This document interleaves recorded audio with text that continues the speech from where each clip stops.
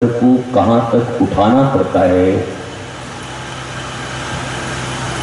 जब तक साधक इस बात को न समझ जाएं, तब तक किशोरी जन्मोत्सव प्रतिवर्ष होने वाला एक सरकारी कार्यक्रम की तरह हो जाएगा।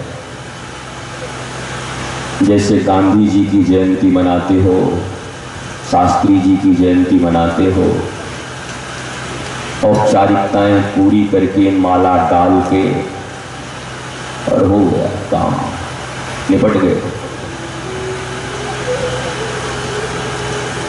ऐसे ही 1500 लोगों की एक भीड़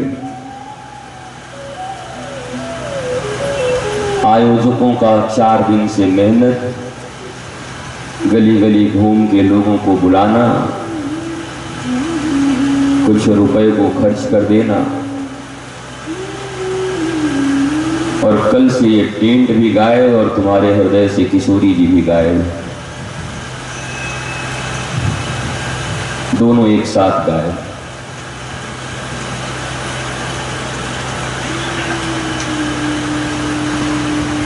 राधाष्टमी का जो महोत्सव है,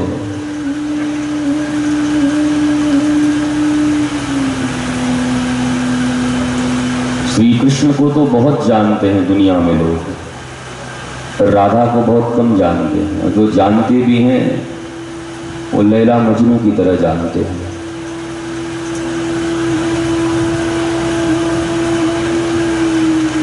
शर्म नहीं आनी चाहिए, न तुम्हें न हमें, क्योंकि समाज की जो सोच है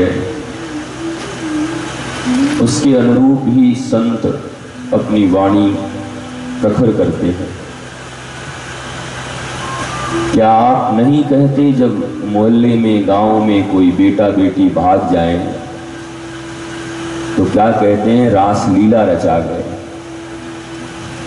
आजकल उनका रासलीला चल रहा है। कितनी गंदगी है तुम्हारे दिमाग में, कितने गंदे हो तुम और तुम्हारा समाज, जो श्री कृष्ण और राधा के रास को गली मोहल्ले के 1.5 के काम, क्रोध और लोभ में डूबे हुए, आकंठ डूबे हुए पाप के पुलिंदे, उनके भाग जाने और उनके अनैतिक कम कर्म कर लेने को तुम रासलीला कह देते हो, रास रचा रहे।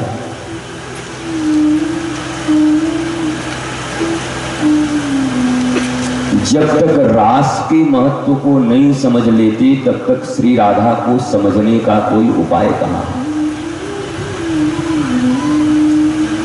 और शब्दों से कुछ भी समझना बेवकूफी है, मेरा बोलना भी और तुम्हारा सुनना भी,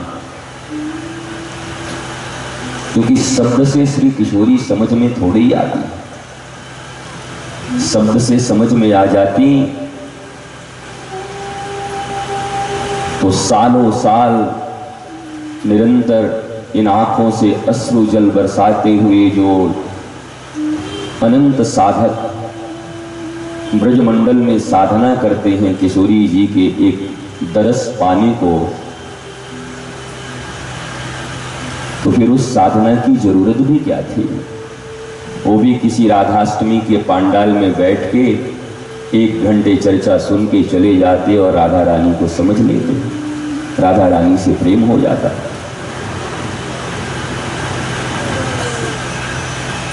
ये जयंतियां और जन्मोत्सव मनाना जितना आसान है, श्री कृष्ण और श्री किशोरी को समझना उतना ही मुश्किल है।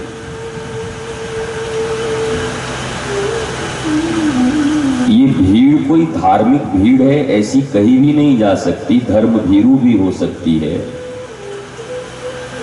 धर्मांध भी हो सकती है।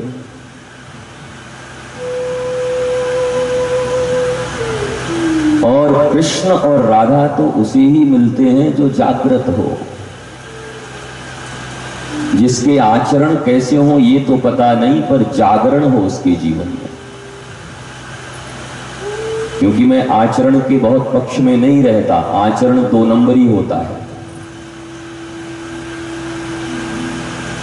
आचरण तो हमारे व्यक्ति को और परिस्थिति को देखकर बदलते रहते हैं। ऑफिस में बैठा हुआ एक बाबू, गांव का एक आदमी आएगा तो ऐसे बात करेगा, उसका आचरण तुमको जितना कहा था अभी तक लाए हो, नहीं होगा काम, जाओ। और उस बड़े बाबू के बड़े बाबू आ जाएं तो एक टांग पे खड़ा होकर सर कैसे हैं सर, बस आप ही का इंतजार कर रहे थे। ये आचरण है, 2 कौड़ी का आचरण। एयर होस्टेस की हंसी और रोना भी काल नेमी और मारीच की तरह, आंखों में आंसू भी तो मारीच की तरह, काल नेमी की तरह। नेचुरल न रोना है न नेचुरल हंसना है हमारा, सब में कहीं न कहीं कृत्रिमता आ गई है। और श्री किशोरी जी का लेस मात्र भी अनुभव वही कर सकता है जिसके अंतःकरण पवित्र हो। और अंतःकरण पवित्र करने के सतयुग से लेकर इस कलयुग तक आज तक अगर एकमात्र कोई साधन है तो वो है रेचन, रोना।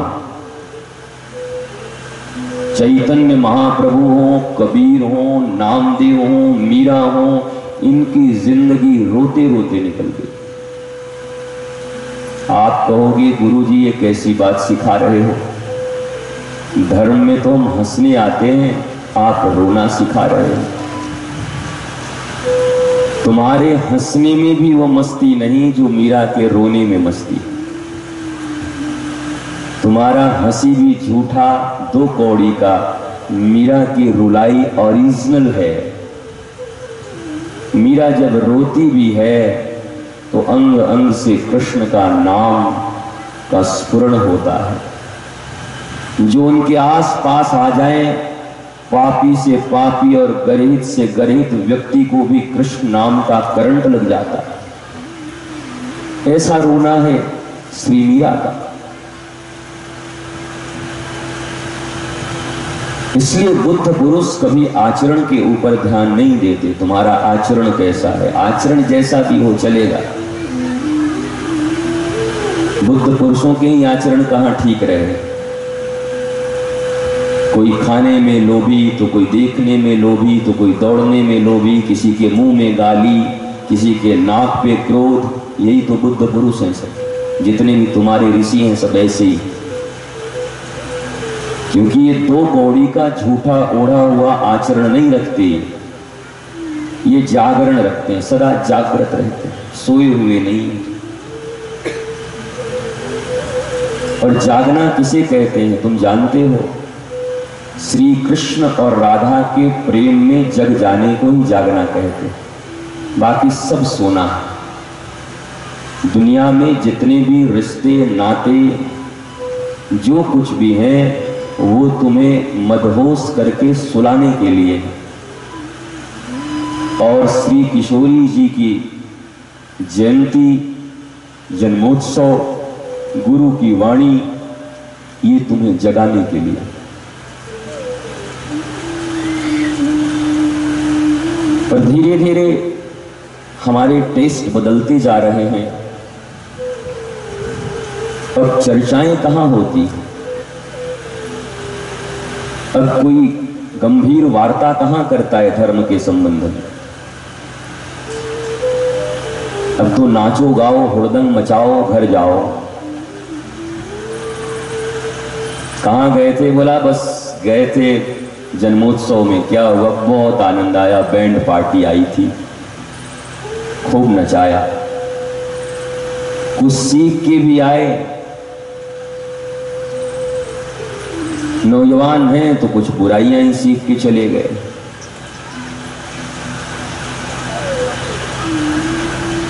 सीखने क्या आए थे, पाने क्या आए थे और पाके क्या गए? छत्तीसगढ़ वालों सब पीछे बैठे हो, ठीक।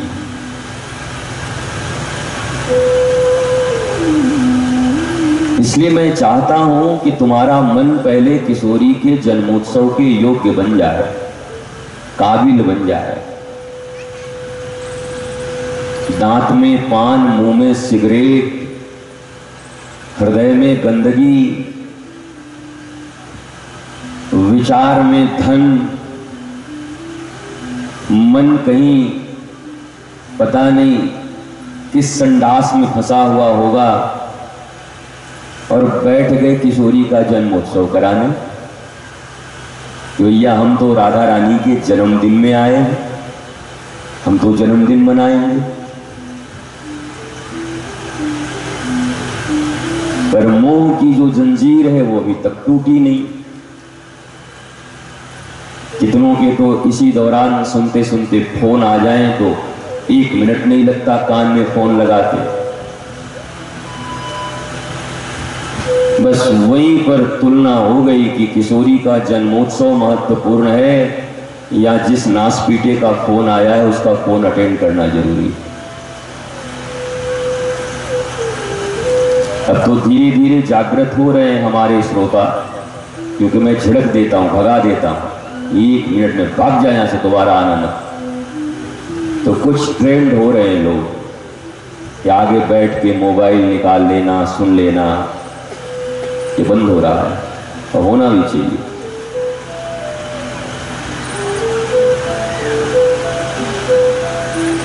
उद्धव कहता है कि गोपी थोड़ा मन से योग कर, परमात्मा को याद कर तो तेरे दुख दूर हो जाएंगे। गोपी पूछती है तू बावरा हो गया है क्या? मन एक होता है कि 10 होता है कि 20 होता है? उद्धव बोला मन तो एक ही होता है। तो गोपी कहती है एक हूं तो गयो श्याम संग, अब को और आधे ईस। अरे बृहस्पति का चेला, यूनिवर्सिटी से पढ़ के आया हुआ 2 टके का उद्धव, तू कहता है मैं मन परमात्मा में लगाऊं? मन तो एक ही था, उसे लेकर श्याम सुंदर मथुरा चले गए।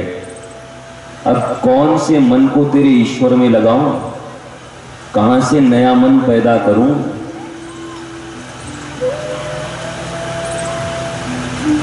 पर हमारे पास तो न जाने कितने मन हैं। एक मन यहां भी है, एक मन घर में भी है, एक मन जिसको नाचना होगा उसको नाचने की बड़ी जल्दी होगी, एक मन छत्तीसगढ़ वाले दूर से आए हैं तो बस अंबिकापुर का रास्ता दिखाई पड़ रहा होगा कि कब छुट्टी मिले तो निकलेंगे। मन ही मन। और चलो छत्तीसगढ़ वालों के लिए तो अच्छा भी लगता है, बाहर के प्रदेश से जो आए हैं, जो यहीं बैठे हैं उनको तो पता नहीं अपने घर में बहू छोड़ के आए होंगे तो लगता होगा बहू आज डुप्लीकेट चाबी न भिड़ा दे, सबरा धन न निकल जाए। मन वहां भी लगा है, एक मन है उसको कहां कहां दिए बैठे हो। या तो यहीं बैठ लो या फिर वहीं बैठ लो।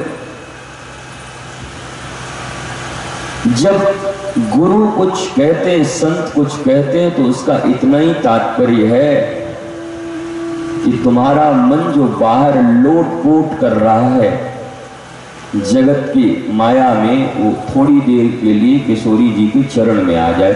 और ज्यादा आपसे मैं कुछ अपेक्षा नहीं रख रहा, पर घंटे 2 घंटे जब तक यहाँ जन्मोत्सव मनाया जाएगा तब तक अपने मन को ले आइए, बुला लीजिए। कहते हैं ना नमन, नमन मतलब न मन नहीं है। अब कहाँ बोला बस किशोरी जी को दान कर दिया, अब न मन।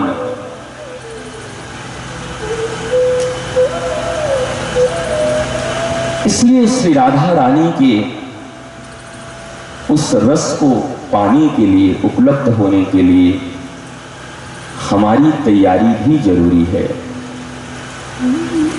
रस तो यहां बरसेगा, बरस भी रहा है, लेकिन तुम ले पाए कि न ले पाए ये तुम्हारी पात्रता के ऊपर है।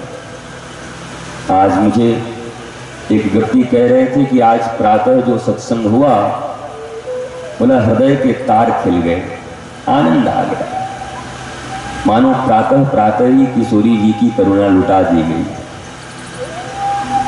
मन आह्लादित है उनका, उन्हीं सत्संग से प्रसन्न है वो। एक एक वाणी, एक एक बात जब तुम्हारे हृदय में लगे और उसके अनुरूप तुम्हारा आचरण होता जाए, तभी श्रवण फलदायक होता है। तुम्हारे घर में ऐसे बेटा बेटी हैं जिनको तुम लाख कहते रहो, तुम्हारी बात नहीं सुनते? बोला हाँ गुरुजी हैं। वो कैसे लगते हैं तुमको? बहुत अच्छे लगते होंगे, बड़े प्यारे लगते होंगे, बड़ा दुलार करते होगे उनको, छाती से लगा लेते होगे, यही तो है जो मेरी बात नहीं सुनता है ना? हाँ, ऐसे ही करते होगे। इसलिए कोई संत और सद्गुरु भी जब एक ही बात को निरंतर तुमसे कहते जाएं, पर तुम्हारी बुद्धि और दिल के दरवाजे बंद हों, तो जैसे अपने बेटे बेटियों के प्रति तुम्हारे मन में विरक्ति आ जाती है, वैसे संत के मन में भी तुम्हारे लिए विरक्ति आ जाती है। जैसे नालायक, बात न सुनने वाला संतान तुम्हें पसंद नहीं, वैसे गुरु को भी ऐसे नालायक और बात न सुनने वाले शिष्य पसंद है।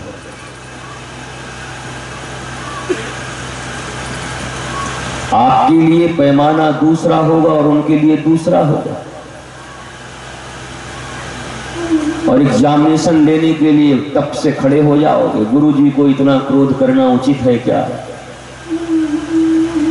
आपको मास्टर कौन बनाया है? मैंने फॉर्म भरा था क्या कि कछवा में एग्जामिनेशन देने आ रहा हूं, आप लोग कॉपी जांच कर दीजिएगा मेरा? यूपीएससी से ऐसा हुआ था क्या? पर सभी पेन और कॉपी लेके बैठे कि जांच दूंगा कि गुरुजी को कितना नंबर मिला। अरे नामुरादों, तुम कितने नंबर लाए? अपने भीतर झांक कर देखो कि इन 3 दिनों में तुम्हारे भीतर कोई परिवर्तन आया कि नहीं?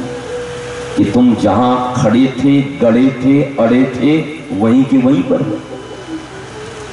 तस से मस भी हुए कि नहीं? रत्ती मात्र भी समझ में परिवर्तन आया कि नहीं? बिंदु मात्र भी जागरण हुआ कि नहीं? और होगा भी कैसे?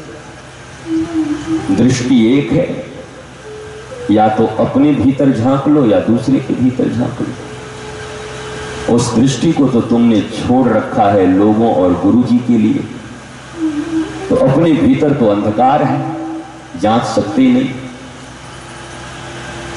मैंने वो अभी कुछ दिन पहले ही वो बात कही थी कि 12 साल तक गुरुद्वारे में अध्ययन करने के बाद गुरु जी ने अपने शिष्य को एक आईना दिया और कहा कि बड़ा विलक्षण गुण वाला आईना, दर्पण। क्या होता है इससे? बोला जिसके सामने रख दोगे उसके मन के भीतर क्या अवगुण है सब नजर आ जाएगा। ये तो बड़ी खतरनाक वस्तु है, क्योंकि बेटा बाप के बगल में बैठ के सोचता रहता है बुढ़ा कब मरेगा तो संपत्ति मेरी होगी, और कहता है बाबूजी दवाई खाए कि नहीं? देखिए मैं बहुत चिंता रहता है आपके स्वास्थ्य का। अब मन की बात कौन जाने? पत्नी कहे कि आप घर पे रहते हैं तो इतना अच्छा लगता है, थोड़ा एक आध घंटे तो और कम से कम रहेंगे ही, इंतजार कर रही है कि कब नासपीटा घर से निकले, पर बोल रही है एक आध घंटा रहते तो बड़ा अच्छा लगता। अब मन की बात कौन जाने? ये मन बड़ा खतरनाक है। आप ऊपर से कुछ और, बाहर से कुछ और नजर आते हैं, बाखुदा शक्ल से तो बिल्कुल चोर नजर आते हैं। उम्र गुजरी है सारी चोरी में, सारे सुख चैन बंद जुर्म और झूठ की तिजोरी में। आपका तो लगता है बस यही सपना, किशोरी जी का नाम जपना और सबरे कछुआ का माल अपना। यही भाव है, ये संभव है, यही संभव है। कितने के मुंह पे 12 बज रहे हैं। पहली बार मुझे जो सुनने आया होगा उसके 12 बज रहे हैं तो कम है, 24 बजता होगा तो वो भी बज जाना चाहिए पहली बार में, क्योंकि सुनने के लिए साहस चाहिए। जो फोड़े हैं ना तुम्हारे भीतर, उन फोड़ों में सुई चुभोता हूं मैं, तो पीप निकलेंगे तो दर्द तो होगी प्यारे। तुम चाहते हो कि तुम्हारे फोड़े को मैं सहलाऊं, कितने दिन तक घुसेड़ दूंगा सुई और सबरा पीप मवाद बाहर निकाल के एक ही दिन में बैंडेज करके ठीक ठाक कर दूंगा, पर राजी रहना। आपने देखा है कभी फोड़ा हो जाए तो एकदम उसकी ऐसी हिफाजत करते हैं ऐसे करके, और बीच बीच में से क्या आनंद है। और भाई कंपाउंडर के पास गए तो घुसेड़ दी सुई, भाई ले निकाल दियो सबरो मवाद और दवाई लगाई दियो, और आए समय तो लगे कि यहाँ से बड़ो राक्षस और हत्यारा कोई ना है, पर बाद में कहे डॉक्टर साहब, कंपाउंडर साहब, आपकी बड़ी कृपा, ठीक हो गई। पर उस समय तो बड़ी पीड़ा होती है, उस समय तो बिल्कुल लगता छाती को छेद दिया। तो पहली बार जब कोई सत्संग में लाता है अपने मित्र को, अपने परिवार को कि हमारे गुरुजी ऐसे हैं, और जब मैं शुरू होता हूं तो प्रथम आधे घंटे में वो कहता है कि भैया कोई दुश्मनी थी क्या कि गाली सुनवाने ले आए हैं, आप ही दे देते फोन पे, यहाँ पांडाल में बिठा के गाली क्यों सुनवा रहे हो। पर जब थोड़ा धैर्य रखोगे और श्रवण करोगे और समझोगे तो पता चलेगा कि तुम्हारे मवाद को ही निकालने का प्रयत्न कर रहा हूं, मवाद ही निकाला जा रहा है। तो जब गुरु ने आईना दिया तो शिष्य बड़ा प्रसन्न हो गया और आईना लेकर प्रणाम किया और सोचा कि अब पहला किस पर ट्राई करूं। तो जैसे भस्मासुर ने शंकर जी के ऊपर ही ट्राई कर दिया था, शंकर जी ने वरदान दिया कि जिसको छू देगा वो भस्म हो जाएगा। तो बगल में पार्वती जी दिख गई बड़ी सुंदर, कहा ये बुढ़ा मर जाए तो पार्वती अपनी हो जाए, बस उनको ही पकड़ने के लिए दौड़ने लगा। शंकर जी बोले कुछ तो शर्म कर, मैंने ही वरदान दिया और मुझे ही।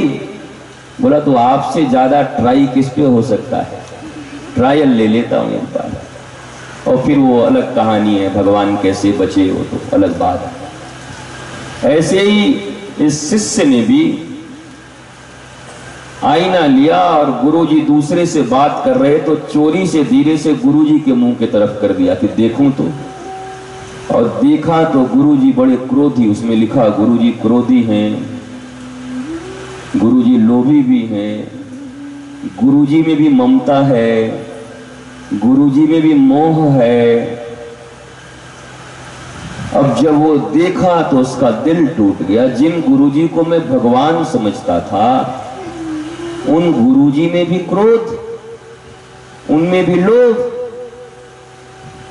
और बड़े टूटे हुए हृदय से घर गया। रास्ते में टूटा हुआ था तो सबसे प्रिय जो मित्र था वो मिल गया रास्ते में। कहा कि इसको भी देख ही लूं। अब जब गुरुजी को देख लिया तो उसको लगाया तो ऐसी ऐसी बातें मन में लिखी हुई मिली कि नफरत हो गई वहीं पर। अब क्या मिली होंगी, मतलब उसी की बहन से इसका प्रेम चल रहा था, मानो काट डालेगा भी मार डालेगा, ऐसी बात हो गई इसके भीतर में। फिर कुछ रिश्तेदार आए पड़ोसियों को अब तो उसकी आदत बन गई, कोई बैठा रहे वो चक्क से ऐसे आईना देख के और पढ़ना शुरू कर दे, एक नंबर का चोटा, एक नंबर का बेईमान, मेरे बारे में सोच रहा है कि मैं भ्रष्ट हो जाऊं, मैं मर जाऊं, मेरा बेटा फेल हो जाए, सब लिख जाता है। नफरत हो गया उसको अपने रिश्तेदारों से, परिवार से, लोगों से। क्या दुनिया में कोई अच्छा आदमी नहीं है? और माता पिता जो बड़े प्रतिष्ठित थे उस गांव के, दानी में उनका नाम था, बड़े दान करते थे, लोग बाबूजी बाबूजी करते थे, अम्मा जी करते थे। तो जब उनके सामने ले गया तो माता और पिता में भी सैकड़ों अवगुण निकल गए। अब माता पिता कोई भगवान कहे जाते हैं, पर भगवान है थोड़ी, कह देने से भगवान थोड़ी हो जाओगे। पैदा इसी संसार में लिए हो, बड़े यहीं हुए हो, जितने कुकर्म खटकर्म तुमने भी किए हैं, जितने ईर्ष्या द्वेष सब तुम्हारे भीतर भी हैं। तो बच्चों के लिए कहा जाता है मातृ देवो भव पितृ देवो भव, कि अपने माता और पिता को भगवान समझो, मानो, पर तुम भी खुद को मान मत लेना। बेटा माने ये सही है, पर तुम मत मान लेना कि मैं भगवान। शिष्य गुरु को भगवान कहे ये होना ही चाहिए, पर गुरु अपने को भगवान न मान ले, ये गुरु को होशियारी रखनी पड़ती है। वैसे ही माता पिता को भी होशियारी रखनी पड़ती है कि वो स्वयं को भगवान न मान ले। और जब दिखाया, क्या अटक गया भाई ज्ञानती, नजर इधर ही है मेरी, मत समझ कि मैं नहीं देखता, यहां से वहां कहीं भी सब जगह, दूर कोई बात करे तब भी देख लूंगा, तो आगे ही बैठी। फिर ले गया, वो सोच रही है कि इसको तो छत्तीसगढ़ में एक बार मैंने सुना था। अरे 1000 बार भी सुन के क्या हुआ, अपनाई। जब तक अपना न लो तब तक नया ही है, बिल्कुल नया है। फिर उसने जब माता पिता को भी देखा कि ये भी क्रोधी, कामी, लोभी, ये भी जवानी में ऐसी ऐसी भूल कर चुके हैं, इनके मन में भी अपने भाइयों के प्रति अच्छी भावना नहीं। मेरी माँ अपने जेठ से जलती है, दीवर के लिए तो सोचती है कि मरी जाता तो अच्छा था। तो देखकर दिल टूट गए बेचारे के। अरे रे रे रे, अब कहां जाऊं इस दुनिया में? क्या कोई भी अच्छा आदमी नहीं इस संसार में? सब टूटे गिरे मरे ऐसे लोग हैं। और वो तो डिप्रेशन में चला गया, पागल होने लगा। सोचा ये गुरु जी हैं जो मुझे पागल होने से बचा सकते हैं। फिर आईना लेके दौड़ा गुरुद्वारे गया। हालांकि रास्ते में सोचता था कि वो भी तो क्रोधी है, आईना ने बता दिया है। लेकिन द्वार पर आया, गुरुद्वार पर, और आकर कहा, हे गुरुदेव। गुरुजी ने कहा, बड़ी परेशान है, बड़ी हैरान है, क्या बात हो गई? गुरुजी, मेरा संसार से आस्था उठ गया, परिवार से आस्था उठ गया, मानवता से विश्वास उठ गया। इस दुनिया में एक भी आदमी अच्छा नहीं। मैंने सब पे आईना लगा दिया। तब गुरुजी ने धीरे से बुलाया, कहा कि मैं तेरी परेशानी समझता हूं, तेरी परेशानी क्या है? मैंने तुझे आईना दिया था, 12 साल तक तू मेरे पास था, तो आईना इसलिए दिया था कि 12 साल तक गुरु शरण में रह के भी तेरे मन में कोई परिवर्तन आया कि नहीं, जरा अपना मुख एक बार देख ले। और उसी समय आईना को छीना गुरुजी ने और चेले के मुंह पे कर दिया। तो पूरे संसार के जितने दुर्गुण थे उससे 100 गुना ज्यादा इसमें भरे पड़े थे। और अब जब इसने आईना देखा तो गुरुजी ने पूछा कि यह विद्या मैंने तुम्हें तुम्हारे मुख और मन को देखने के लिए दिया था, पर तू खुद को छोड़कर बाकी सारी दुनिया दिखाया। बुरा जो देखन मैं चला, खुद में न देख पाया। ये आईना मैंने तुझे कृपा करके दिया था कि जब तक मैं था तब तक गुरु ही आईना होते हैं शिष्य के लिए। एक बदनुमा दाग लगेगा, बोला ठीक नहीं, ठीक कर ले, झापड़ मार के भगा दूंगा, आश्रम मेरे भाग जाए, दोबारा आना मत मेरे पास। सतगुरु आईना है, तुम्हारे एक दाग भी होंगे तो उसे तुरंत बताएंगे। और केवल बताते नहीं, आईना तो केवल बताता है कि यहां दाग लगा है। गुरुदेव तो इतने प्यारे होते हैं कि अपने हाथों से रगड़ के वो दाग छुड़ा भी देते हैं। आईना नहीं छुड़ा सकता, पर गुरु छुड़ा सकते हैं। गुरु वो दर्पण है, परमात्मा वो दर्पण है। तुझे ये देखना था कि तेरे मन में कितनी बुराइयां हैं। तूने जगत की बुराइयां देख ली, इसलिए अब ये बुराई भी तेरे भीतर आ गई। आप बताइए, यहां जितने भी लोग बैठे हो, क्या आपने कभी अपने मन का दर्पण देखा है? देखा है? हैसियत ही नहीं तो देखोगे कहां से? अरे मैं कहूं कि आपने मर्सिडीज गाड़ी खरीदी है, बोला गुरुजी कमाता तो 10,000 रुपया, मर्सिडीज कहां से खरीद लो? बोला औकात ही नहीं है, कहां से खरीद लोगे भैया? औकात चाहिए खरीदने के लिए। कोहिनूर हीरा लाए हो? बोला औकात सब्जी खरीदने की नहीं है गुरुजी, आप हीरे की बात करते हो, औकात ही नहीं है। वैसे ही अगर मैं तुमसे पूछूं कि क्या तुमने अपने मन को कभी देखा है, कभी झांक कर? चाहो भी तो औकात नहीं है तुम्हारी कि देख पाओगे। क्योंकि हनुमान चालीसा कह रहा है, श्री गुरु चरण सरोज रज और निजमन मुकुर सुधार। वो आईना गुरुदेव के चरणार बिंद के निकले रज से देखने की भी औकात मिलती है और साफ करने की भी औकात मिलती है। जो निगुरे हैं, जिन्होंने गुरु को अभी जाना ही नहीं, गुरु को माना ही नहीं, गुरु से प्रीत ही नहीं की, वो आईना देखेंगे अपने मन की। हैसियत कहां है तुम्हारी?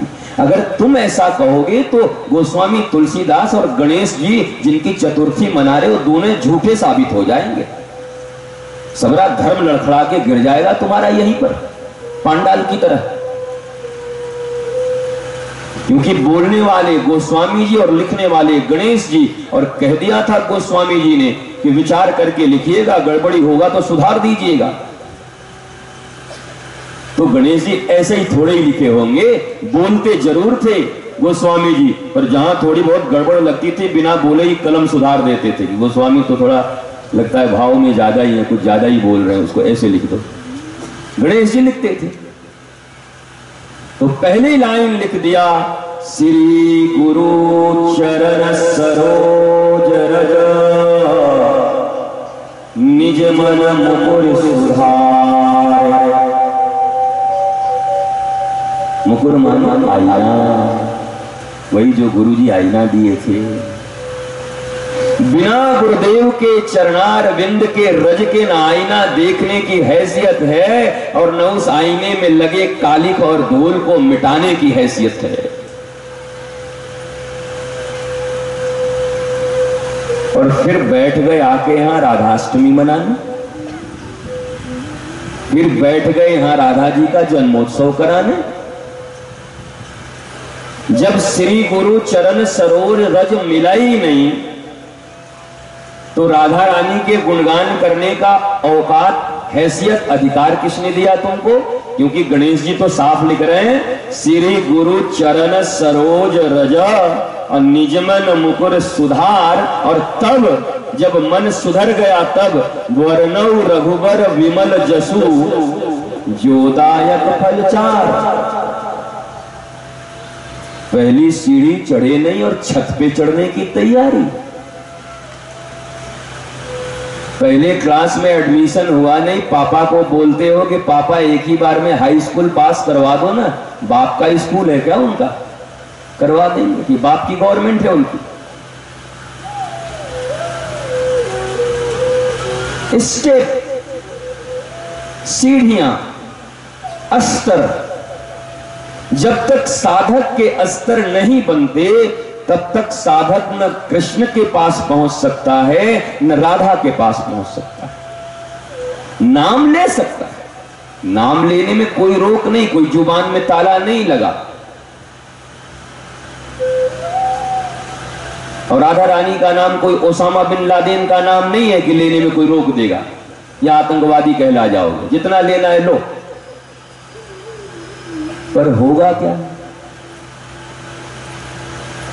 वही होगा जो सब्जी वाले के तराजू पे हीरा रखा था और उससे धनिया और मिर्चा तौलता था पत्थर समझ के।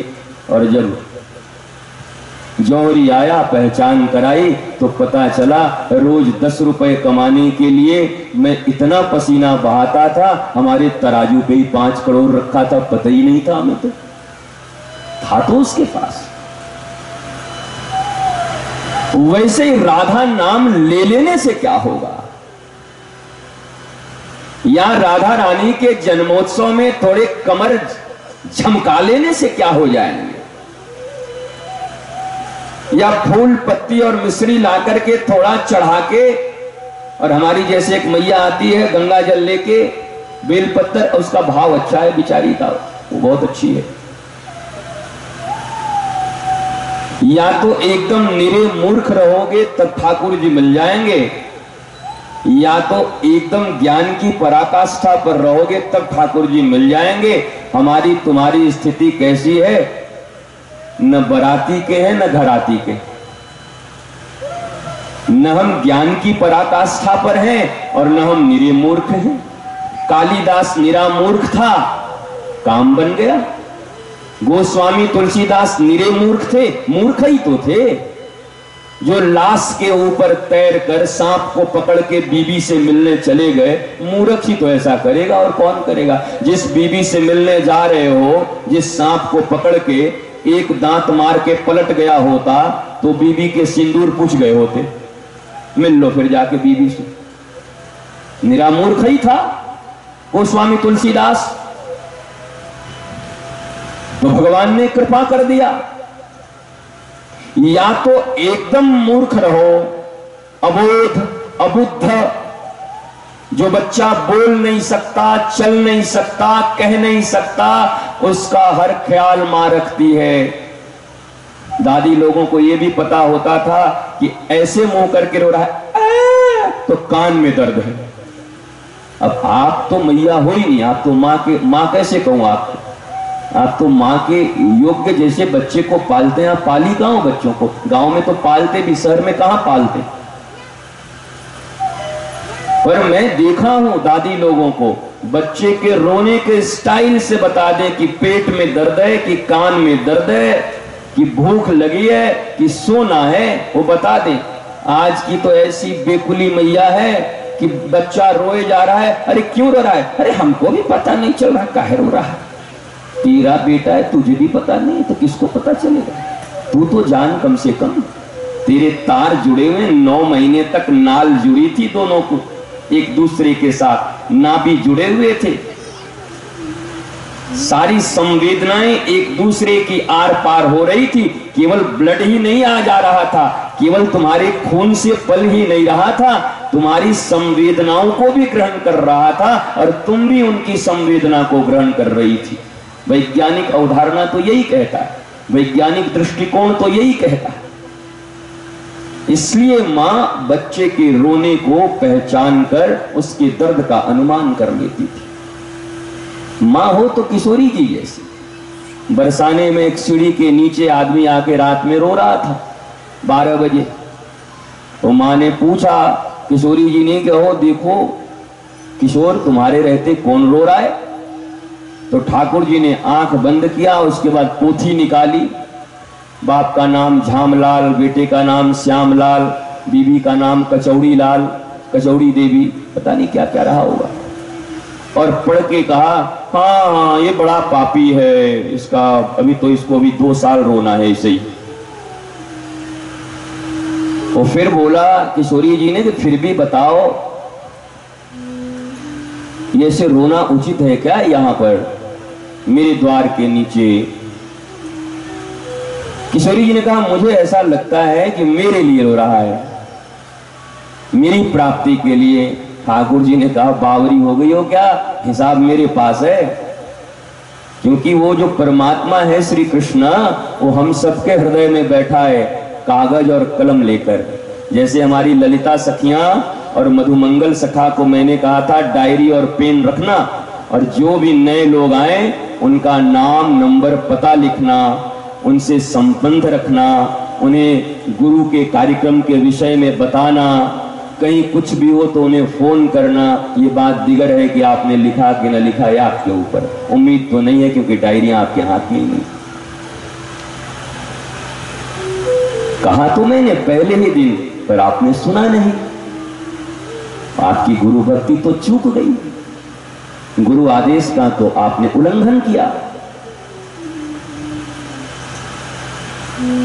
तो श्री कृष्ण कौन है? पहले राधा को जानने से पहले कृष्ण जान लो, तभी राधा समझ में आएंगी। कृष्ण थोड़े सस्ते हैं जान लेने के लिए, राधा थोड़ी महंगी हैं। श्री कृष्ण प्रत्येक के हृदय में बैठे हुए हैं, और कोई भी काम करो तो फट से नोट कर लेते हैं। 40वां काम, ये यहां पर गलत सोच के पाप किया, सजा बिना मतलब के 5 झापड़। अब चले जा रहे थे, मैं बचपन में एक जगह जा रहा था, स्कूल ही जा रहा था, मैंने कोई गलती नहीं की थी। अब एक व्यक्ति उतर के 4 झापड़ लगा गया मुझे आज तक याद है। अब तो लगता मिलता तो अभी बेटा से बातचीत करता, भिड़ा देता हरिमोहन को, जा तो अपना वाला लेके वाला मारा तो मुझे 4 झापड़, पर उतरा और रसीदी कर दिया। ताड़ ताड़ ताड़, मैंने ऐसे करके देखा, ऐसे देखता क्या है कि नहीं बस। हम बोला 4 और लगाएगा। मूर्ख होते हैं जो इतना खाते हैं।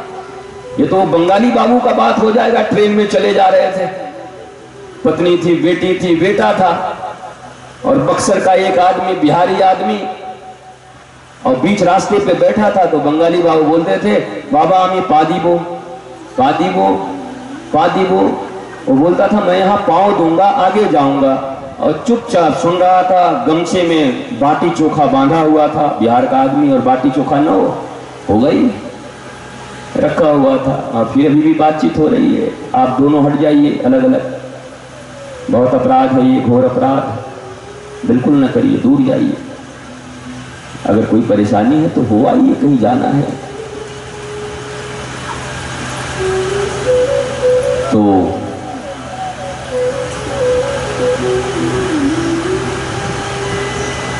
बिहारी सुनता था बहुत देर से। अंत में बड़ी इसको क्रोध आया और पकड़ा एक झापड़। बोला पदवे तो पाद न कपड़े पर पदवे। क्यों बुरा लग गया क्या यह शब्द सुनकर?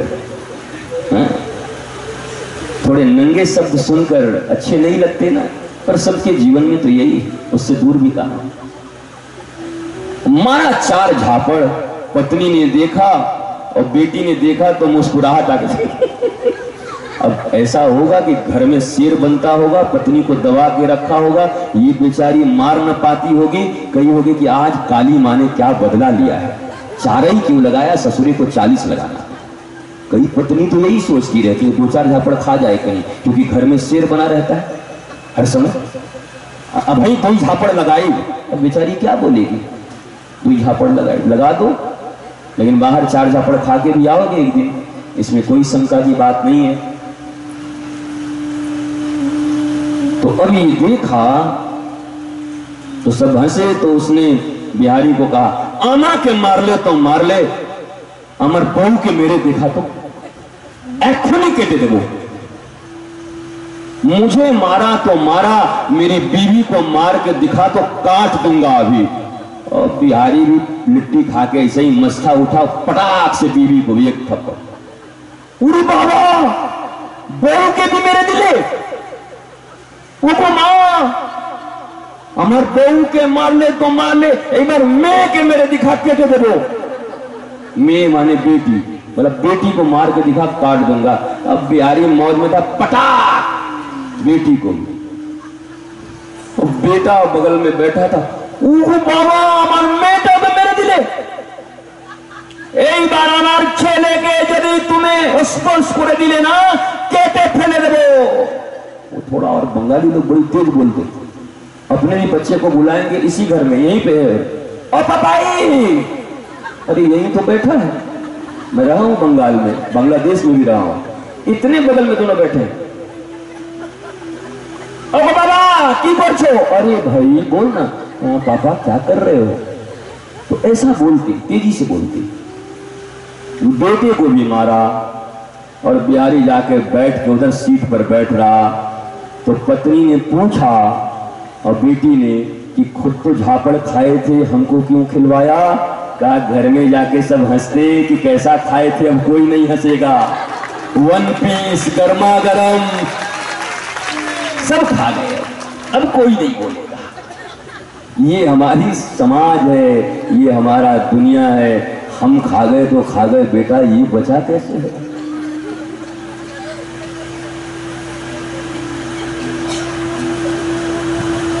अभी मैं बनारस चला गया था थोड़ा रुष्ट होके, जब आऊंगा ही नहीं, आप करो अपना। फिर सब पहुंच गए, सब आ गए। तो आते समय मैंने कहा श्याम मोहन को गाड़ी में भेजो, तो हरिमोहन कह रहा है गर्मा गरम गर्मा गरम। अब जान रहा था मैं नाराज हूं, जो गाड़ी में बैठेगा और रास्ते पर कच्चा ही खा जाऊंगा। श्याम मोहन जी सरकार, जी सरकार, कह के बिल्ली के जैसा बैठा आकर के कि अब रास्ता तो मेरा गया, जो बैठा वो गया।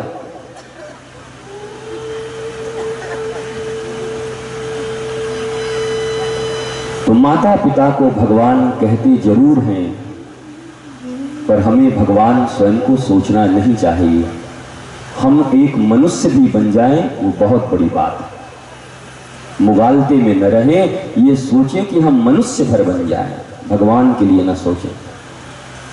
और कोई सदगुरु ऐसा सोचता नहीं, पर जब शिष्य कहते हैं तो उन्हें रोकता भी नहीं, क्योंकि शिष्य का अधिकार ही है गुरु को भगवान कहना। गुरु साक्षात परब्रह्म तस्मै श्री गुरुवे नमः शास्त्र ही कहता है, पर कोई गुरु स्वयं को भगवान मानता नहीं। वो किशोरी का दास मानते अपने आप, वो श्री कृष्ण के चाकर मानते हैं अपने आप, उससे ज्यादा अपने को कुछ कभी नहीं समझते। पर हर शिष्य को गुरु को भगवान मानना ही चाहिए, शास्त्र आदेश देता है। वैसे ही हर संतान को माता पिता को भगवान मानना ही चाहिए, पर माता पिता को नहीं मान लेना चाहिए। कई माता पिता मुझसे कहते हैं गुरुजी ये ज्यादा सत्संग में जाता है, इसको सिखाइए, मातृदेवो भव पितृदेवो भव। हम बोले मेरे पास क्यों अपना पोल खुलवाने पर पड़ी हो कि मातृदेवो भव पितृदेवो भव? मैं सिखा दूंगा जरूर कि मानना, पर मुझसे भी कह रहे हो कि मैं देवता हूं। मनुष्य बनने की हैसियत नहीं, देवता बनने को राजी हो गए। मनुष्यता का ठिकाना नहीं, पूरा का पूरा पशुता भरा पड़ा है भीतर में। रोज उठना, कमाना, खाना, 2 बच्चे पैदा करना, उनको थोड़ा पढ़ाना, उनकी नौकरी लगा देना, विवाह कर देना, हो गया काम। शेर कुत्ते गधे भी यही कर रहे हैं अपने बच्चों के लिए। ये मनुष्यता नहीं है। मनुष्यता वही है जब हृदय किशोरी जी के प्रेम में रंग जाए। ऐसी लागी लगन मीरा हो गई मगन, वो तो गली गली हरि गुण गाने लगी। प्रेम वो है। बाकी जगत में प्रेम थोड़ा संभव नहीं है, बुरी बात कह रहा हूं, मान लेना। जगत में स्वार्थ के रिश्ते संभव हैं, पर प्रेम संभव नहीं है। या हर रिश्ता स्वार्थ के ऊपर टिका है।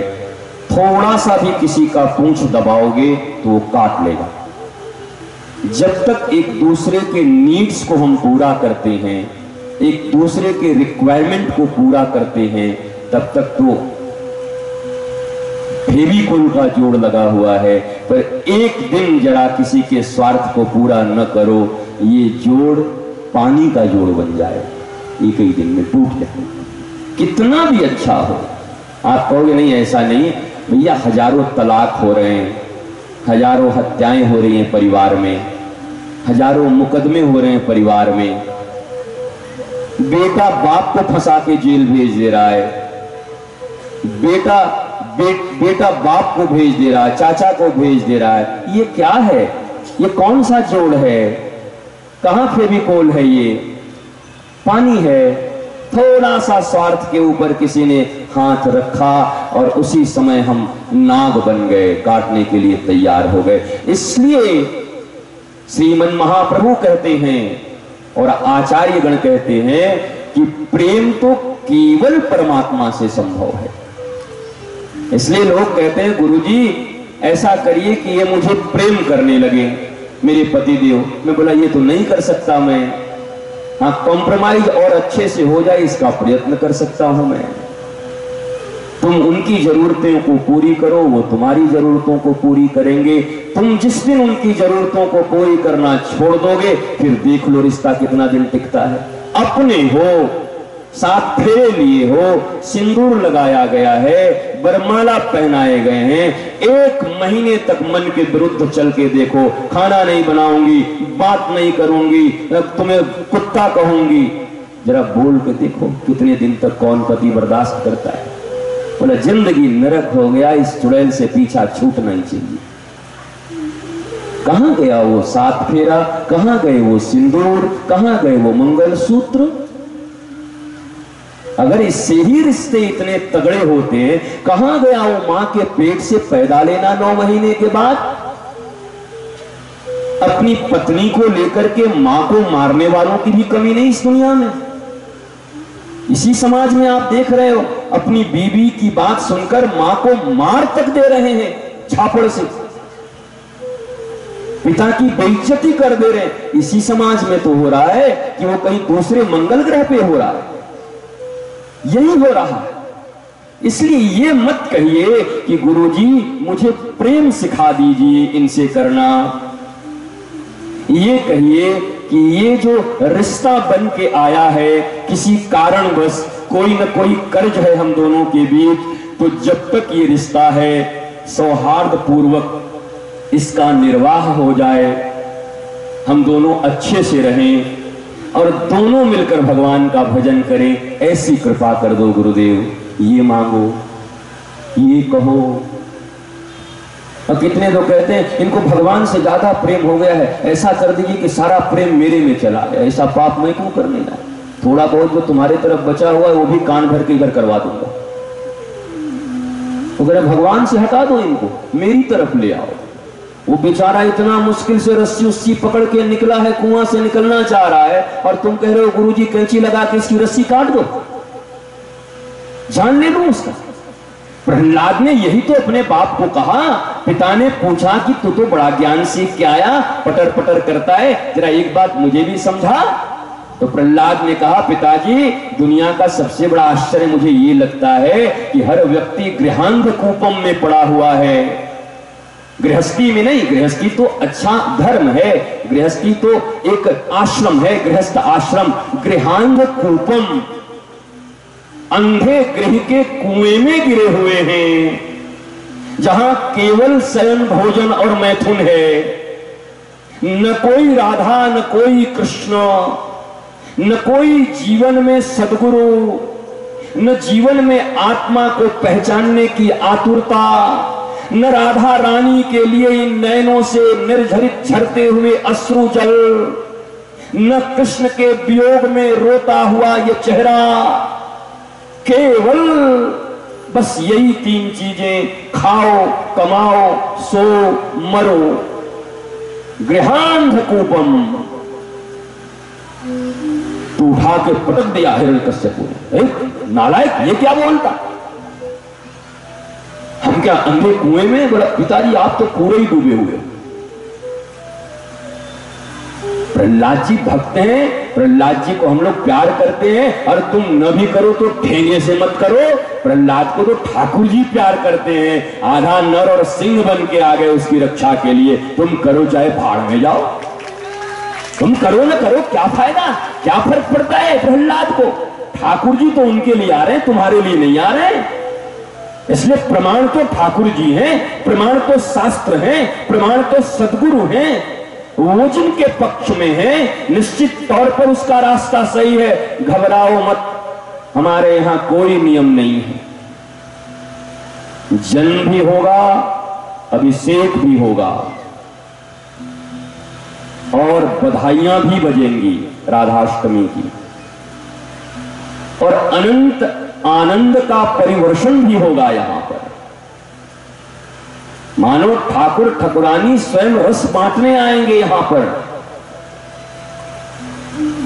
वो रस बांट भी दिए और तुम्हारे हृदय में कीचड़ और गोबर भरा रहा तो सारा रस बर्बाद हो जाएगा। ये जो घंटे 2 घंटे में बकबक कर रहा हूं आपसे, मैं एक एक के हृदय के कीचड़ की मजाई कर रहा हूं, पुछाई कर रहा हूं। भैया राजी हो जाओ, किशोरी जी आने वाली है। अब 10-20 मिनट 25 मिनट भी नहीं बचे, किशोरी जी क्षमाक्षम करके प्रकट हो जाएंगे। वो कोई मां के पेट से थोड़ी जन्म लेने वाली है, वो तो प्रकट हो रही है, प्राकट्य है उनका। कीर्ति मैया के पेट फूले हुए जरूर हैं, पर पेट में किशोरी जी नहीं है, वायु है। योग माया ने वायु भर दिया है, और वायु भी ऐसा भरा है कि जैसे हर महीने थोड़ा थोड़ा पेट बढ़ता है वैसे थोड़ा थोड़ा बढ़ता है। और जैसे एक मैया को अनुभव होता है कि अब थोड़ा बड़ा हुआ, अब थोड़े लात चला रहा है, अब थोड़ा घूम रहा है, जितनी अनुभूति होती है वो सब अनुभूति योग माया करा रही है। पर किशोरी जी पेट में नहीं है, किशोरी जी अयोनिज संभवा है।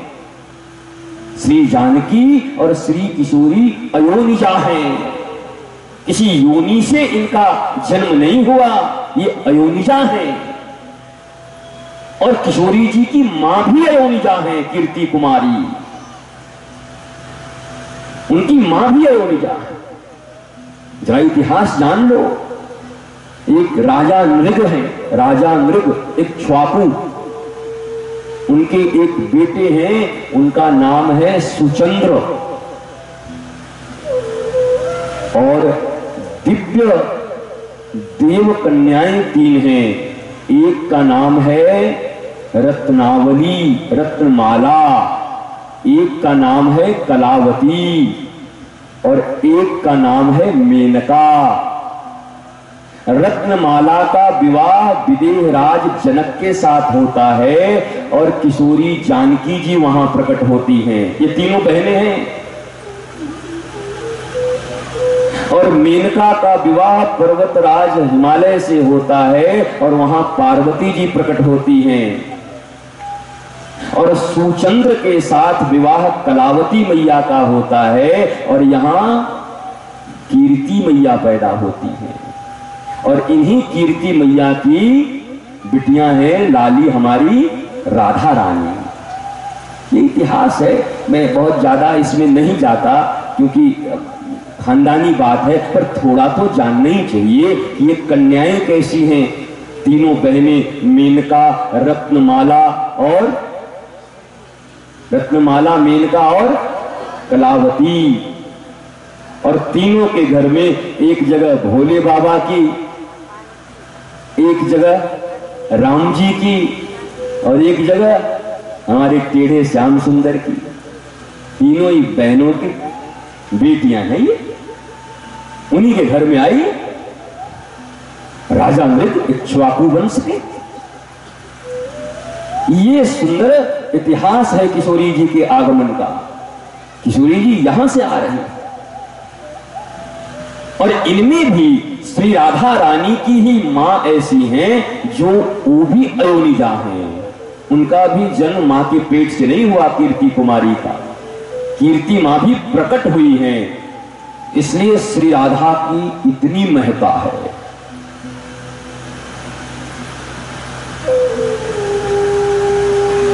मां भी अयोनिजा और पुत्री भी अयोनिजा। बड़ी बात है, जरा इसको समझो कि किशोरी जी इतनी पवित्र क्यों हैं, किशोरी जी का इतना महात्म क्यों है, राधा रानी सरकार क्यों कहलाती हैं। आपको प्रातः भी बताया कि आपके शरीर का मालिक आत्मा, आपके आत्मा का मालिक परमात्मा, और परमात्मा की आत्मा श्री राधा। किशोरी जी अब जरा समझ लो किस सीढ़ी पे हैं, हम कहां और किशोरी जी कहां हैं। और बातचीत तो तभी संभव होगा जब बराबरी में आ जाएं, तभी संभव होता है। वो बराबरी में लाने वाले कौन है उस स्तर तक? कहा सद्गुरुदेव भगवान। हमारे हृदय के स्तर को वहां तक उठा ले जाएंगे, हमारी साधना को वहां तक उठा ले जाएंगे जहां तक इन चर्म चक्षुओं से भी किशोरी जी का हम दर्शन कर सकें। ज्ञान चक्षु से दर्शन करना कोई बहुत बड़ी बात नहीं है, पर वृंदावन में ऐसे ऐसे संत हैं, बरसाने में ऐसे ऐसे संत हैं जिन्होंने इन चर्म चक्षुओं से भी अयोनिजा श्री राधा के स्वरूप को देख लिया। चाहे वो रूप गोस्वामी हो, चाहे वो सनातन गोस्वामी हो, चाहे वो जीव गोस्वामी हो, चाहे रघुनाथ भट्ट हो, ऐसे अनंत संत हुए जिन्होंने किशोरी जी के सामने खड़ा होकर उनसे बात की, चर्चा किया, उनके खीर खाए, किशोरी जी ने उनके मस्तक पर हस्त कमल पधराए। इसलिए सद्गुरु ही वो स्थिति और स्तर प्रदान कर सकते हैं कि ज्ञान चक्षु से भी उनका अनुभव कर पाओ और किसी दिन इन चर्म चक्षुओं से भी किशोरी जी का दर्शन कर पाओ। ये सद्गुरु की कृपा है, उनके बिना संभव है। राधा रानी स्वयं गुरु तत्व हैं और निगुरे को तो देखूंगी भी नहीं, स्वयं ही गुरु तत्व है। इसलिए ऐसी श्री किशोरी जी का प्राकट्य आज इस पांडाल के साथ साथ आपके हृदय भूमि में भी होने वाला है। आज हमारा हृदय बरसाना और रावल बन चुका है। कछुआ नगरी बन गई तो कोई बड़ी बात नहीं, बन ही सकती है, सजा सकते हैं बरसाने की तरह, सजा सकते हैं रावल की तरह, पर बहादुरी तो तब है और धन्यता तो तब है, विलक्षणता तो तब है जब अपने अपने हृदय को भी रावल बना लो, अपने अपने हृदय को भी बरसाना बना लो और वहां किशोरी जी का प्राकट्य हो जाए।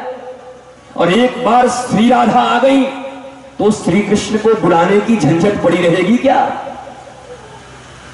रसखान जाके देखता है, मंदिर ढूंढता, यहां ढूंढता, वहां ढूंढता, कहीं ठाकुर मिलता नहीं।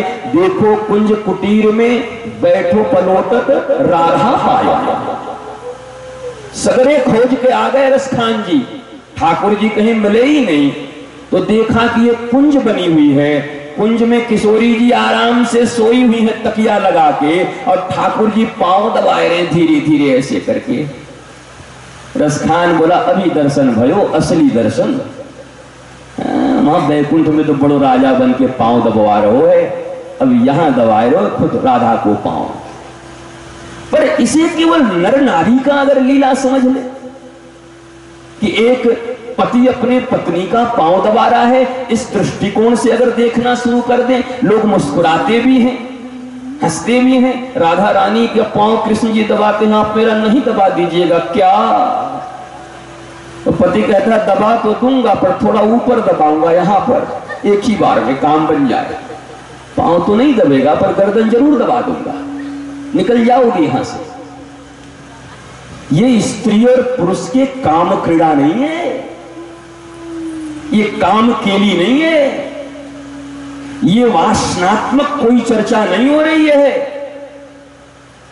यहां उपासना की पराकाष्ठा है। वासना की भूमि पर बैठकर और उपासना की श्री राधा को देख लेना यह नितांत असंभव है। वासना की भूमि पर बैठकर और श्री किशोरी जी के जन्मोत्सव को मना लेना यह नितांत असंभव है।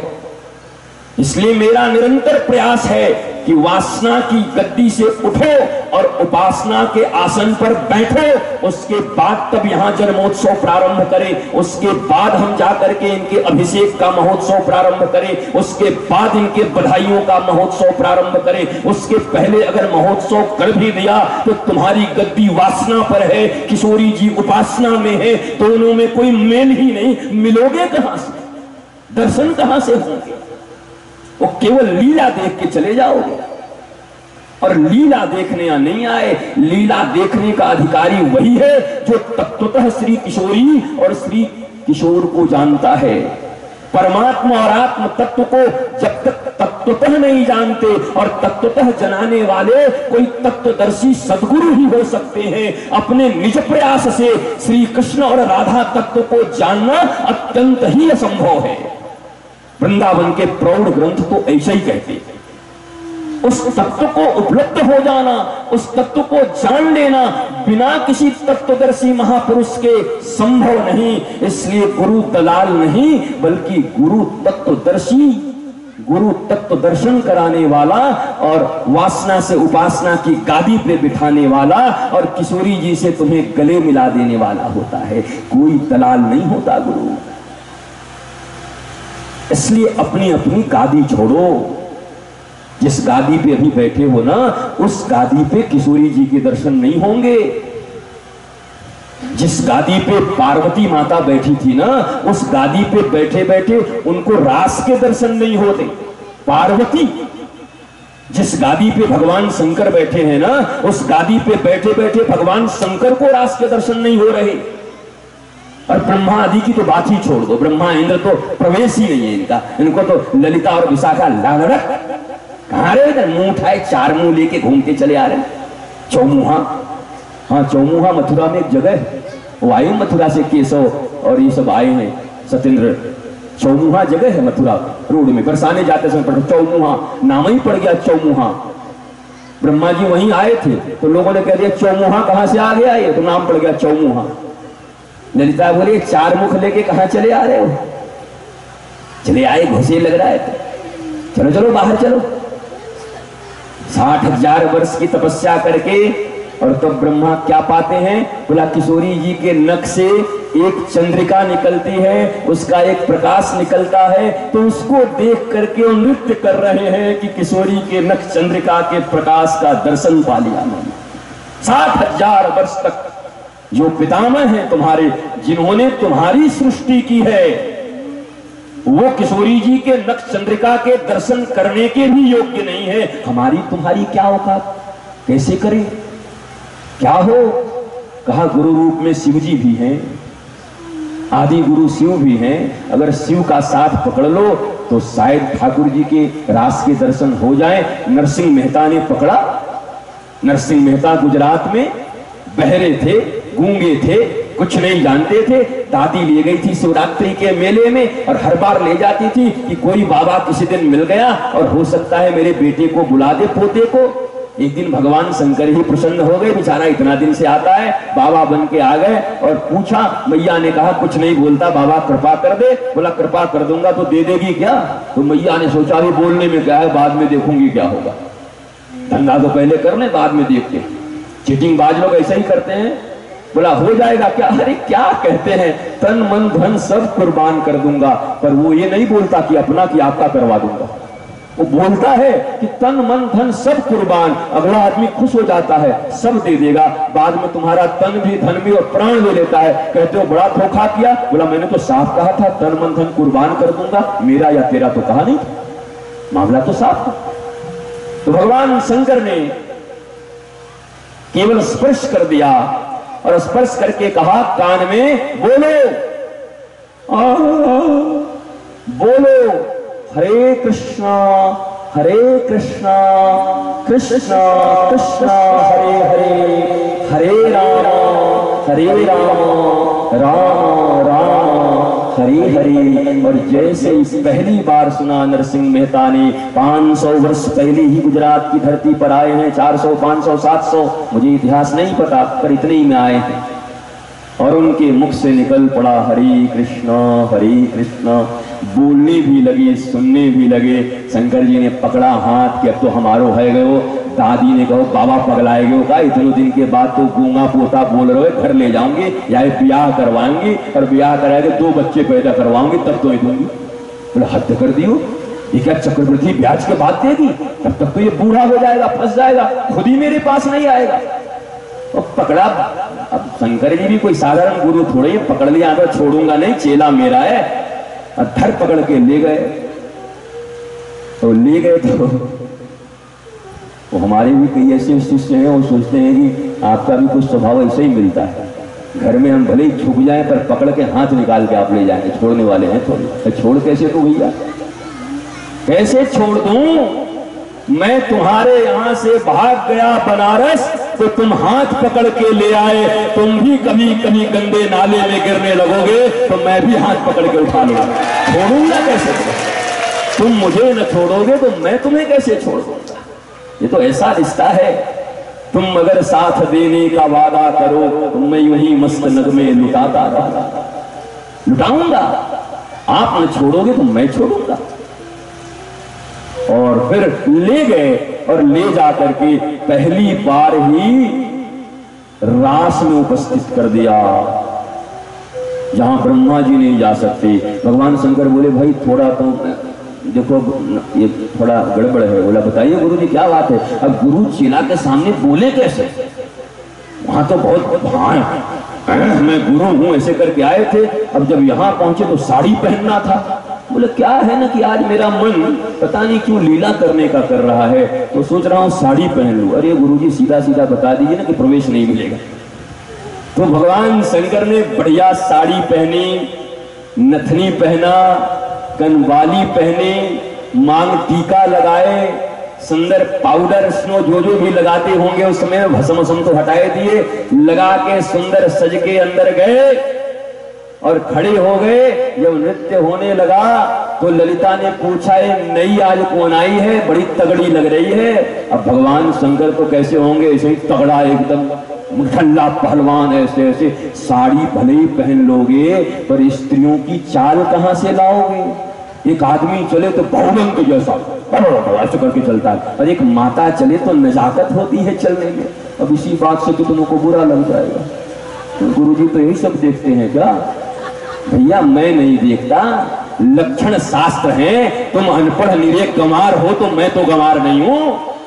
हमारे शास्त्रों में लक्षण शास्त्र हैं, जिसको बॉडी लैंग्वेज कहते हैं, जिसे देखकर आज लाखों लोग कमा रहे हैं। पढ़कर इतना एक सूत्र पढ़ा है और बॉडी लैंग्वेज पढ़ने वाले बन गए। आंख देखकर, चाल देखकर, बैठने के हाल देखकर, तुम्हारे सब कुछ देखकर अगर कोई लक्षण शास्त्र पढ़ा हो तो बैठे बैठे तुम्हारी कुंडली लिख देगा। यहाँ कितनी माता डर गई कि मेरा कुंडली तो बन गया होगा। बन तो गया, पक्की बात जान लो, क्योंकि मैंने लक्षण शास्त्र बहुत पढ़ा है। पढ़े एक माता 385 प्रकार से गमन करती है। 385 चलने के तरीके हैं माता के पास। पुरुष के पास 65 है, 65। बहुत मेहनत करेगा तो 65 तरीके से चलेगा। ऐसे टांग करके ऐसे ऐसे कैसे भी करके बेचारा लड़खड़ाती, पर माता 385 प्रकार से चलती है। भगवान शंकर साड़ी तो पहन गए, लेकिन चले तो निठल्ले पहलवान लगे, भसड़ा भसड़े घुसे ही जा रहे हैं। और पूछो ये कौन आ गई सखी? तो विशाखा ने कहा हमें वापस। तो जाए को आई समय रंग देवी ने उठाए दियो आपको घूंगे, तो देखो सुंदर कान वाली, सुंदर नथिया, मांग टीका, सुंदर पाउडर, पर उसके साथ साथ तुर्रेदार मूंछ भी लगी थी। मूंछ हटाना भूल गए शंकर को। और ये बोली ये तो कोई गोपी नहीं गोपा लगता है। तब तक ठाकुर जी वहीं खड़े थे। बोली नहीं ये गोपी है न गोपा है, ये गोपेश्वर नाथ है। और आज भी वृंदावन में गोपेश्वर नाथ विराजमान। ऐसे गोपेश्वर नाथ। रास को मैं इसलिए कह रहा हूं कि रास के माध्यम से ही किशोरी जी को समझा जा सकता है। एक रास ही ऐसा माध्यम है जो किशोरी जी के यहाँ प्राकट्य करा लेने में समर्थ होगा। दूसरी कोई कथा यहाँ किशोरी जी को प्रकट नहीं कर सकती। इसलिए रास को मैंने थोड़ा स्पर्श किया है, थोड़ा छुआ है उस रास को। महाराज, आत्मा और परमात्मा के मिलन को रास कहते हैं, जीव और शिव के मिलन को रास कहते हैं। तुम जो गलियों में रामलाल की बेटी और झामलाल का बेटा भागे और तुम कह देते हो रास लीला मचा रहे हैं, बेशर्म हो तुम। तुम्हें अपने शास्त्रों का ज्ञान नहीं, तुम्हें रास शब्द का ज्ञान नहीं। रास जैसे पवित्र शब्द को तुम काम लीला से जोड़कर देखते हो और तुम चाहते हो कि राधे कृष्ण करते हुए तुम्हारे ऊपर राधा और कृष्ण की कृपा होगी। कृपा नहीं, कोप जरूर होगी। कृपा चाहते हो और उनके रास को इस दृष्टि से देखते हो। रास काम लीला नहीं है, ये काम नाशक लीला है। मैंने सुना ही नहीं, मैंने दो अध्ययन किए हैं। एक तो अगर गोपी गीत का एक स्वर से पाठ किया जाए तो हृदय रोग का विनाश करता है, और एक गोपी गीत के और एक स्वर है, अगर उससे पाठ किया जाए तो कितना भी कामी व्यक्ति हो उसके काम का समन होता है और वो काम राम के रूप में परिवर्तित होने लगता है। ये प्रयोग किया हुआ है। आप चाहोगे तो मैं वो राग आपको बता दूंगा, अगर आपको जरूरत होगी तो आना मेरे पास। केवल गोपी गीत का उसी राग से आप केवल अध्ययन करो और अकेले बैठकर उसी राग से गाते हुए नेत्रों से निर्धरित अश्रु बिंदु का पाठ करो। मैं निश्चित कहता हूं, जहां केवल काम काम काम काम काम काम काम काम दिखाई पड़ रहा है, चारों तरफ काम ही काम दिखाई पड़ रहे हैं, वहां तुम्हें राम दिखाई पड़ने लगेंगे, तुम्हें घनश्याम दिखाई पड़ने लगेंगे। और अगर वो दिख गए तो तुम्हारा काम तो ऐसे ही बन जाएगा। इसलिए किशोरी जी का जन्मोत्सव, और ऐसे थोड़ा ही करा दूंगा, अभी तो ऐसा कपड़ा पहन के आया हूं, 10 मिनट मुझे भी लगेगा, नीलांबरी पहन के मैं भी आऊंगी। अब आऊंगा कैसे, तो गोपी मैं भी, अभी सखी नीलांबरी पहन के आऊंगी, और तब जाके ये जन्म होवेगो, ऐसे नहीं होवेगो। हम तो रूठ के चले गए बनारस, हम मना के ऐसे ही ले आए, कपड़ा बदलने का मौका ही नहीं मिला बीच में। इतना तह लगा के कपड़ा सूटकेस में लाए हैं, भैया जिस दिन जन्म होगा उस दिन ऐसा नीला मारेंगे। और यहाँ बैठे हुए हैं, ये आज देखा महाराज कि ये कोई देख के ये न समझ ले किसी पार्टी का आदमी हो, अभी देखा इसको, ये तो बड़ा खतरनाक है महाराज। और अभी देखा पहनने के बाद, अरे यार ये तो, और ये फिर इसको मैं ऐसे किया कि भाई सब पार्टी वाले मेरे पास आते हैं, कहीं भड़क न जाए बाकी लोग कि बाबा तो लगता है इसी पार्टी का, किसी पार्टी के नहीं, ऐसा मिला है सतेंद्र ने दिया, मैं पहनने में क्या करूं भैया, वो ऐसे ही बनवाता ही है। इसलिए हृदय की वो स्थिति हमारी अब थोड़ी थोड़ी बन रही है। मुझे ऐसा प्रतीत हो रहा है कि अब किशोरी जी के आगमन का धीरे धीरे समय हो रहा है। वास्तव में हमारे हृदय के तल पर अब किशोरी जी अवतीर्ण हो सकती हैं, क्योंकि हम काम से राम की ओर जा चुके हैं। हमारे भाव अब बदल चुके हैं, हमारी भावनाएं अब परिवर्तित हो चुकी हैं। हमारी भावनाएं अब कामोद्दीपक नहीं है, अब रामोद्दीपक है। काम की उद्दीपना नहीं होती हमारे भीतर में जब किशोरी और गोपियों का नाम और रास का नाम सुनते हैं, बल्कि घनश्यामोद्दीपक हो जाती है। सुंदर सुंदर श्याम नजर आने लगते हैं। और वैसे भी मैंने कई बार कहा है, इस दुनिया में प्रेम संभव नहीं। किसी के प्रति अगर आकर्षण हो तो एक बार जरूर सोचो, जिसकी रचना इतनी सुंदर वो कितना सुंदर होगा। तब शायद किसी कसाई के हाथ में जाने से बच जाओगे, क्योंकि कसाई अक्सर सुंदर ही होते हैं देखने में। कसाई से मेरी किसी जाति का संबंध नहीं है, विचार जिसके कसाई है वो सुंदर ही होते हैं। रावण की सुंदरता के आगे एक बार तो राम जी को भी थोड़ा डाउट होने लगता था, क्योंकि रावण था शुक्ल वर्ण गौरांग और राम जी श्यामल थे, बड़ी सुंदर थे। रावण बड़ी सुंदर था। मैंने आपको बताया है कि देवताओं की पुत्रियां और देवताओं की पत्नियां अशोक वाटिका के पीछे वाले वाटिका में आके खड़ी रहती थी कि काश एक बार रावण गुजर जाए और मैं देख भर लूं। मेरे नयन ठीक हो जाएं।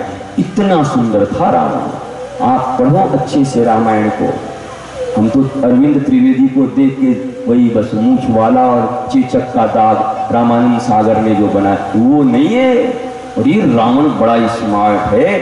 और रावण केवल स्मार्ट नहीं है, रावण की गला, रावण का गाना, रावण के राग ऐसे हैं कि राम जी भी चकमा खा जाए। राम जी रोज वेद पाठ करते हैं पर किशोरी जी उतना लुभा नहीं पाती। और जिस दिन साधु का भेष करके रावण आया था, ऐसा सुंदर वेद पाठ कर रहा था, किशोरी जी कहती हैं इस दुनिया में ऐसा कौन पैदा हो गया जो मेरे स्वामी से भी अच्छा वेद पढ़ता है। क्योंकि किशोरी जी तो वेद की मार्तंड पंडिता हैं। किशोरी जी के मुख से ही तो वेद निकली है।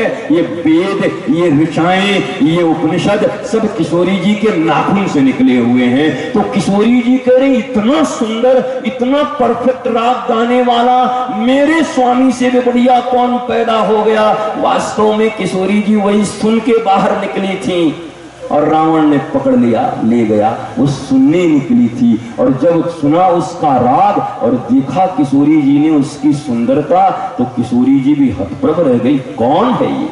अब ये तो कथा है कि कौन है, वरना किशोरी जी से कौन छुपा रह सकता है। अगर ऐसे तो सभी नाटक ही है, भगवान तो नाटक ही कर रहे हैं, स्क्रिप्टेड है, सब लिखा हुआ है। इसीलिए भगवान अपने जन को लेके आते हैं नाटक करने के लिए। उनका खलनायक भी अपना ही होता है, जय और विजय उनके खलनायक हैं। ऐसे ही जो गोपियां हैं, ऐसे ही जो ग्वाल हैं, ऐसे जो गैया हैं, ऐसे जो वृंदावन के मोर हैं, ऐसे जो वृंदावन के वृक्ष हैं, ऐसे जो वृंदावन के पत्थर हैं, ऐसे जो वृंदावन के रज हैं, ये सब ठाकुर जी अपने निजधाम गोलोक से लाए हैं। यहाँ का इस पृथ्वी का कुछ नहीं है, ठाकुर जी ने सब गोलोक से उतारा है।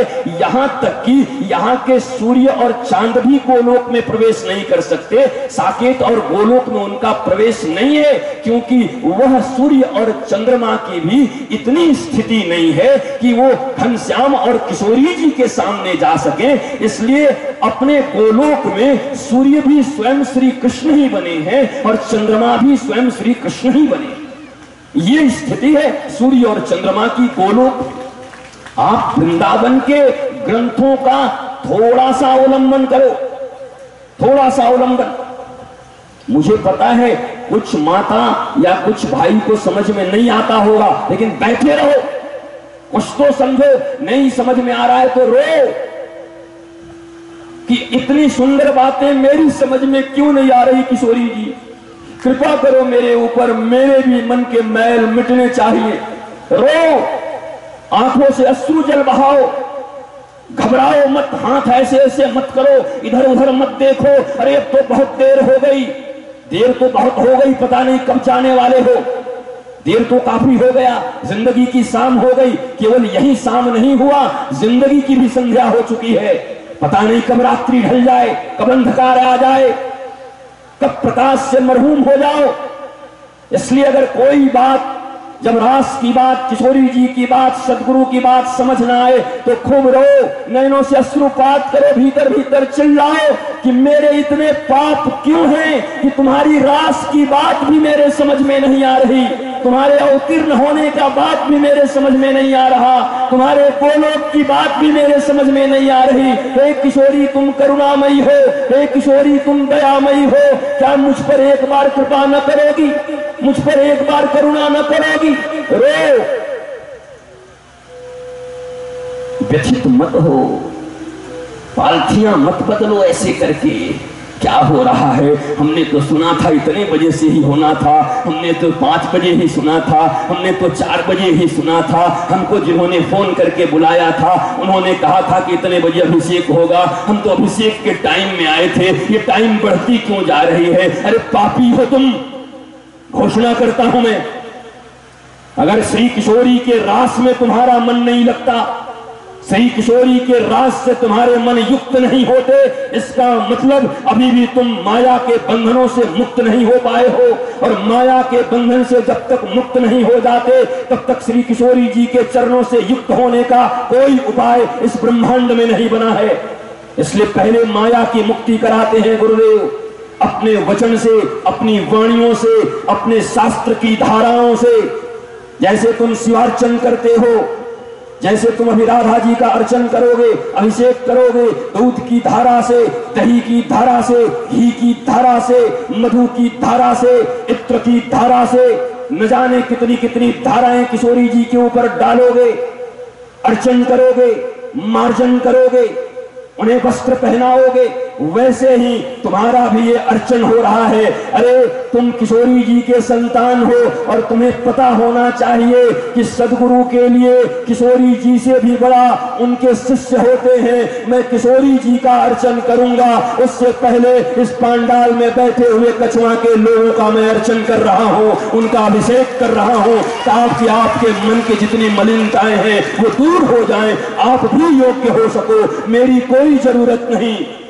मैंने कह दिया था वाराणसी जाकर कि तुम स्वयं अर्चन कर लेना। रोने लगे, चिल्लाने लगे, आपके बिना कैसे अर्चन होगा। मैंने कहा मैं तो अर्चन करता भी नहीं कभी, तुम्हें ही करना होगा। फिर मुझे याद आया बात ठीक ही कह रहे हैं, अगर ये अर्चन करेंगे तो केवल एक नियम हो जाएगा, और अगर मैं आधे घंटे के लिए चल लूं तो उनके दिल भी ऐसे नरम हो जाएंगे, और अब जो वो अर्चना करेंगे तो वास्तव में किशोरी जी प्रसन्न होकर तुम्हें गोद में बिठा लेंगी, ऐसा मुझे पूर्ण विश्वास है। क्योंकि गुरु की वाणी ही अर्चन है, उनकी वाणी में ही तेज है, चरणों में नहीं, कपड़ों में नहीं, मूछों में नहीं, दाढ़ियों में नहीं, संपत्तियों में नहीं, आश्रमों में नहीं, गाड़ियों में नहीं। ये तो फिल्मी एक्टर के पास भी है, ये तो वेश्या के पास भी है। ये धन संपदा होना ये जरूरी नहीं कि किसी साधु के पास ही हो, और हो भी तो वो साधु न हो, ऐसा कैसे कह सकते हो। दुर्वासा के 10,000 शिष्य रहते थे साथ में, एक साथ 10,000 शिष्य, जहां जाते थे 10,000 शिष्य, रथ चलते थे। दुर्वासा को ऋषि मानते हो कि नहीं मानते हो? नहीं मानते हो तो बताओ, मानना पड़ेगा, कैसे नहीं मानोगे।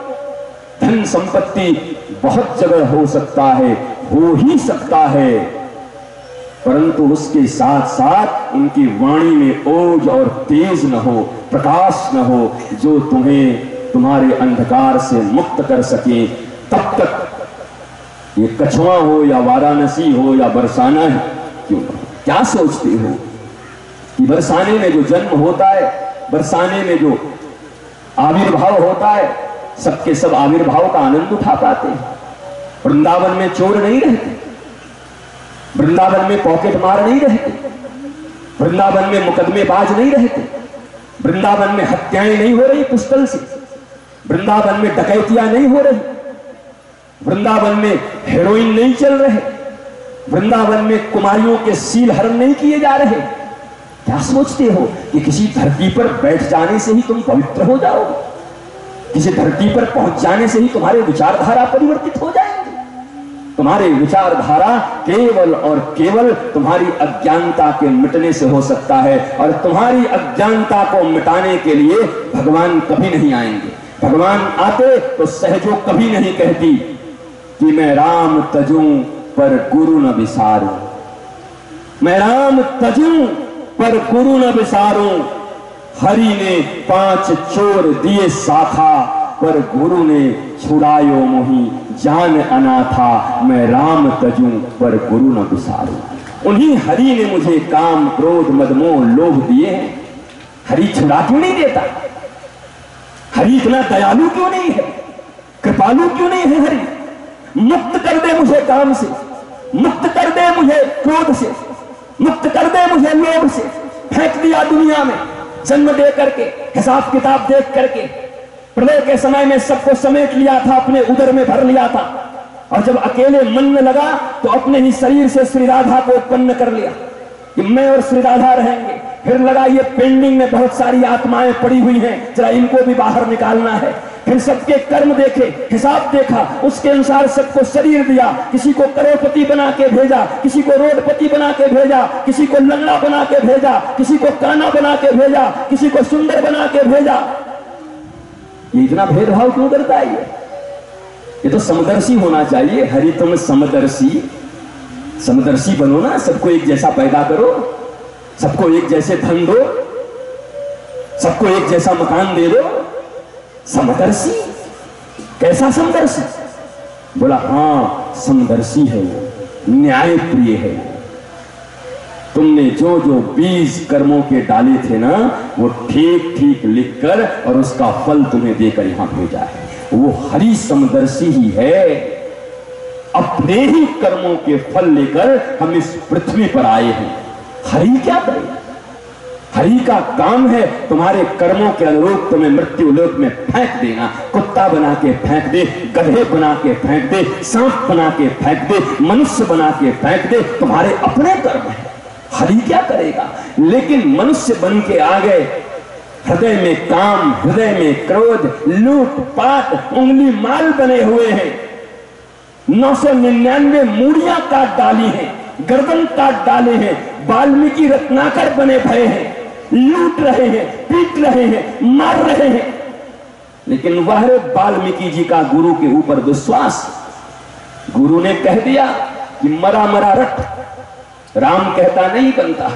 तो पूछ सकते थे क्या गुरुजी मरा भी कोई मंत्र होता है? और एक बार भी न पूछा कि गुरुजी कितने दिन तक रटूंगा तो काम बनेगा। इसी बात पे तो गुरुजी वाल्मीकि पर रीझ गए कि मैंने कहा मरा मरा रट, तो बोले बस ना। बोला हाँ, ये नहीं पूछे कितने दिन तक, यहां तो मेरे पास आते हैं आशीर्वाद लेने के लिए, यहीं पे, और आके पूछते हैं गुरुजी हाँ बेटी की शादी नहीं हो रही है। मैंने कहा चेष्टा करो, मैं भगवान से प्रार्थना कर दूं, मार्च तक हो जाएगा कि नहीं। मैं क्या कैलेंडर लेके बैठा हूं कि मार्च तक हो जाएगा कि अप्रैल तक हो जाएगा? और ये जो बताएगा वो महाधोखेबाज होगा, महाफ्रॉड होगा, महा झूठा होगा। जैसे झूठे तुम, जैसे फ्रॉड तुम, वैसे ही फ्रॉड हुआ। मार्च तक हो जाएगा, अप्रैल तक हो जाएगा, जून तक हो जाएगा, जुलाई तक हो जाएगा। You try your best and ready for worst. जिंदगी में हमेशा अपने बेस्ट के लिए ट्राई करना और तैयार रहना बुरे से बुरे चीज के लिए। राम जी ट्राई और बेस्ट कर रहे हैं, कल राजा बनेंगे, पर तैयारी है कि बन भी जाना पड़े तो कोई बात नहीं। अगर ऐसी बात न होती तो क्या अपनी मां कौशल्या के पास जाके ये कहते कि मां पिता दीन मोहे कानन राजू? नहीं कहे मां देख ले, तुझे शुरू से कहता था ना कि कैकई पर इनका ज्यादा प्रेम है, फंसा के रखी है ही कैकई, उसके बेटा के कारण तेरे बेटे को वनवास दे दिया। कहते हैं मां पिता दीन मोहि कानन राजू, पिता दीन मोहि कानन राजू। मतलब ये अयोध्या तो छोटी थी और मैं थोड़ा बड़ा हूं, तो पापा ने कहा दशरथ पापा ने मेरे कहा बेटा राम। बोला हाँ बेटा ये छोटा है, इतना छोटा अयोध्या है, लंका का आधा है, आधा से भी कम है। तो बोला मैं तुझे बड़ा राज्य देना चाहता हूं। कहां का? बोला कानन राजू, पूरा जंगल जितना भी फैला है सब तुम्हारा। राम जी खुश हो गए कि जंगल में क्या शीशम की लकड़ी और सागवान की लकड़ी से खुश हो गए? अब तो काम बन गया, काटूंगा सागवान और 1000 रुपये फुट बेच के तो काम ही बन जाएगा। क्यों खुश हो गए जंगल से? बोला उसी जंगल में सबरी है, उसी जंगल में गीधराज जटायु है, उसी जंगल में सुतीक्षण है, उसी जंगल में अगस्त हैं, उसी जंगल में न जाने कितने ऋषि कितने महर्षि दंडकारण्य के वन में हजारों वर्ष से अपने शरीर को तपस्या में सुखाकर हे राम कर रहे हैं। कब आओगे नाथ? इसलिए प्रसन्न हो गए। हाँ हाँ पिताजी ने मुझे सागवान का जंगल दिया है, क्योंकि मेरे लिए सबसे कीमती मेरे भक्त हैं, न मेरी पत्नी, न मेरा बाप, न मेरी माँ। अगर बाप इतने ही प्यारा होता तो दशरथ कह रहे थे मर जाऊंगा, मत जा। भगवान बोलते हैं मर जा पर मैं जाऊंगा। बचा लेते अपने पिता को। तो कह रहे रघुकुल रीत सदा चली आई, प्राण जाए पर वचन न जाई। बोला आपको बड़ा वचन प्रिय था ना, अब वचन निभाओ, अब प्राण दो। जब वचन भी राम से प्यारे हो जाएं तो प्राण खतरे में पड़ जाते हैं मेरे दोस्तों। राम से ऊपर कुछ नहीं हो सकता। कृष्ण से ऊपर कुछ नहीं हो सकता। तुम्हारे अहंकार, तुम्हारे अपने वचन, तुम्हारी अपनी प्रतिज्ञा, ये दो कौड़ी की है। अगर राम के ऊपर अपनी प्रतिज्ञा भी न्यौछावर न कर सके, अपने अहंकार भी न्यौछावर न कर सके, तो दशरथ की तरह केवल मृत्यु को ही गोद लगाओगे और तुम्हें कुछ प्राप्त नहीं हो सकता। मृत्यु ही मिलेगी और कुछ नहीं मिल सकता। याद रखना इस बात को। वचन प्यारे हैं, रघुकुल रीत सदा। रघु कैसे थे? रघु की बात आई तो रघु राजा याद आ गए। रघु राजा इतने बड़े दानी, एक दिन पेड़ के नीचे बैठकर और मिट्टी के पात्र में पानी पी रहे थे रघु। तब 2-3 नागरिक चले जा रहे थे। एक ने कहा, देख देख देख, कौन है पता है? राजा है रघु। इतने बड़े दानी कि खुद मिट्टी के पात्र में पानी पी रहे। रघु ने सुन लिया, बोला इधर आ। जी क्या बोला? कुछ नहीं हुजूर। नहीं, कुछ तो बोला। बोला, मैं बोल रहा हूं इतने बड़े राजा रघु हैं और मिट्टी के पात्र में पानी पी रहे हैं। रघु ने बोला, चापलूसी करता है। जब मैं इस जगत में पैदा लिया था तो नंगा आया था। ये क्यों नहीं कहता कि मिट्टी का पात्र भगवान ने हाथ में भी दे रखा है, ये मुझे मिला है। मैंने कुछ दान नहीं किया, बल्कि इसी संसार और इसी परमात्मा के मिट्टी के पात्र को भी तक धारण किए हुए हूं। इसलिए परमात्मा मेरे ऊपर कृपा कर रहा है, मैं दान करके किसी के ऊपर कृपा नहीं कर रहा हूं। तुम 10 रुपए दे करके और ऐसा करते हो जैसे गुरुजी तुम्हारे बाप के नौकर हो गए। एक कमरा क्या बनवा दिया आश्रम में कि बीवी से लेके साले साली तक फोन करते रहते हैं, गुरुजी हम आ रहे हैं, कलकत्ते वाले हैं, हमारे जीजा जी ने जो कमरा बनाया था जरा रेडी कर दीजिए। तो गुरु बनाए हो कि मैनेजर बनाए हो? कमरे बनवा के गुरु तुम्हारा कमरा तैयार कर रखे और तुम आओगे वहां पर पत्नी लेकर के आनंद करने। बेशर्मी की भी हद होती है, हद हो गई बेशर्मी की गुरु शिष्य परंपरा में। चंद रुपए दान दे करके गुरु खरीद लिया, चंद सिक्के फेंक करके हनुमान और राम को खरीद लिया। एक तो भिखमंगों की तरह मंदिर में पैसा फेंकते हो, लज्जा नहीं आती? तुम्हारे बाप के सामने जाकर के मुंह पे कोई 100 की गड्डी मारे तो कैसा लगेगा तुम्हें? तुम्हारी मां के मुंह पे जाकर के कोई सिक्के मार दे तुम्हें कैसा लगेगा? दुर्गा के मंदिर में, काली के मंदिर में, हनुमान के मंदिर में, राम के मंदिर में जाकर के सिक्का चन्न से फेंकते हैं। कभी नाक पे लगता हनुमान का, कभी बेचारे के गदा पे लगते, कभी घुटने पे लग जाते, कभी राम जी के माथे पे लग जाता। पैसे वाले बने हो? अरे जो लक्ष्मी जिनके पांव दबाती रहती है, जिस लक्ष्मी के लिए तुम मरे जा रहे हो, अपने सगे बाप की हत्या कर दे रहे हो, वो लक्ष्मी बैठकर उन ऋषियों की पांव दबा रही है। वहां जाके सिक्के फेंक के बड़े दानी बनते हैं। दानवीर कर्ण के और दानवीर हरिश्चंद्र के पिता बन रहे हैं। कहां गई तुम्हारी बुद्धि? कहां गई तुम्हारी सनातन परंपरा? कहां गई तुम्हारी प्रज्ञा? तो कौड़ी की सोच कब बदलोगे? एक संत तुम्हें केवल सोच दे सकता है। मैं अच्छा हूं या बुरा ये देखने का प्रयत्न मत करो। मेरी बातें अगर अच्छी है तो स्वीकार कर लेना। तुम मेरे मास्टर नहीं हो कि तुम मुझे देखने बैठे हो। अगर स्वीकार है तो तुम अच्छे बन जाओ, हो सकता है कल मैं बुरा बन जाऊं, इससे तुम्हारा क्या? मेरी बातें यूनिवर्सल हैं। मेरी बातें इस दुनिया पे लागू हो रही। जगत गुरु हो नहीं जिसको करोड़ों लोग जानते हैं, बल्कि जगत गुरु उसे कहते हैं जिनकी बातें दुनिया के ऊपर लागू होती हैं, भले ही कोई आदमी उनका शिष्य रहे। जगत गुरु कभी करोड़ों के शिष्य को नहीं कहते। मेरी बातें अगर तुम्हारे काम आ जाएं तो उन्हें रख लेना। मुझे मत देखना कल मैं क्या हो जाऊंगा, मैं कल कैसा भी हो जाऊं, पर मेरी बातें सच थी, सच हैं और सच ही रहेंगी, तुम्हारे काम आ जाएंगी। मैं तुमसे पूछता हूं कि दुनिया में एक ऐसा डॉक्टर है जो बड़ा चरित्रवान है, बड़ा सेवक है, माता पिता का भक्त है और किडनी का इलाज करता है, और एक डॉक्टर शराबी है, सिगरेट पीता है, चरित्र भी खराब है। तुम्हारे बाप के अगर किडनी खराब होंगे और तुम्हें पता है कि वो चरित्रवान डॉक्टर के पास आज तक कोई मरीज बचा नहीं और इस शराबी डॉक्टर के पास आज तक कोई मरीज मरा नहीं, तो तुम मुझे बताओ उस समय चरित्र देखोगे या डॉक्टर का गुण देखोगे? मुझे जवाब दो, कहां ले जाओगे अपने बाप को? कहां इलाज कराओगे? किस डॉक्टर के पास जाओगे? चरित्रवान के पास। बोले हमें क्या पता, वो शराब पीते अपने लिए, सिगरेट पीते अपने लिए, पर उनके हाथों में भगवान ने जादू दे रखा है। मेरे बाबूजी का जान तो वहीं बचेगा, इसलिए उसी के पास लेके जाओगे। मेरे चरित्र कल बुरे हो जाएं, मेरे चरित्र कल खराब हो जाएं, उसका प्रॉब्लम तुम्हें क्यों हो रहा है? मैं कल गंदा हो जाऊं, मैं कल बहक जाऊं, इसे तुम्हें क्या प्रॉब्लम है? मेरी आज की बातें, मेरे आज के रास के ऊपर दिए प्रवचन, मेरे आज किशोरी जी के ऊपर दी हुई वाणी अगर राधा और कृष्ण में तुम्हारी भक्ति स्थापित करती है तो तुम भक्त बने रहना, मुझे मत देखना।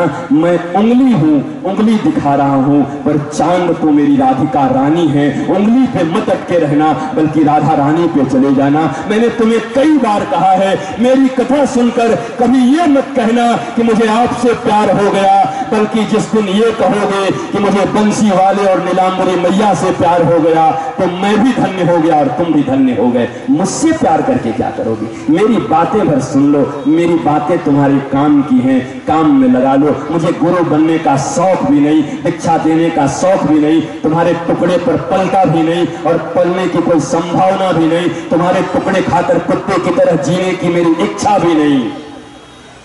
मेरे हृदय में जो किशोरी, मेरे हृदय में जो राम, मेरे हृदय में जो जानकी हैं, उस हिसाब से मैं तुमसे बातें करता हूं। अगर इतना सा भी काम आ सके तो काम में लगा लेना, तुम्हारा जीवन सुंदर हो जाएगा, तुम मस्त हो जाओगे, तुम आनंद की धरती पर विचरण करने लगोगे, तुम्हारे घर परिवार संसार सब मुस्कुराने लगेंगे। और ये मुस्कुराहट ही देने यहाँ पर आया हूँ, क्योंकि हमारा तो एक ही नारा है, जरा मुस्कुराइए। बहुत से नए लोग हैं, आपको बता दूं, आप भी बोलना पीछे से। मैं कहूंगा जरा मुस्कुराइए तो आप कहना मंथरा को दूर भगाइए, क्योंकि ये मंथरा यहाँ भी बैठी है और बैठा है, दोनों मंथारा भी है और मंथारी भी यहाँ बैठी है। अभी निकलेंगे मंथरा। ठीक है, प्रवचन करते हैं लेकिन कड़ा बहुत बोलते हैं। संत को इतना ना काड़ा नहीं बोलना चाहिए, काड़ा कड़ा नहीं, काड़ा। और जो पाड़ा होता है भैंस का ना, काड़ा इतना नहीं बोलना चाहिए। पता नहीं किस संत के मुंह से फूल झर रहे थे।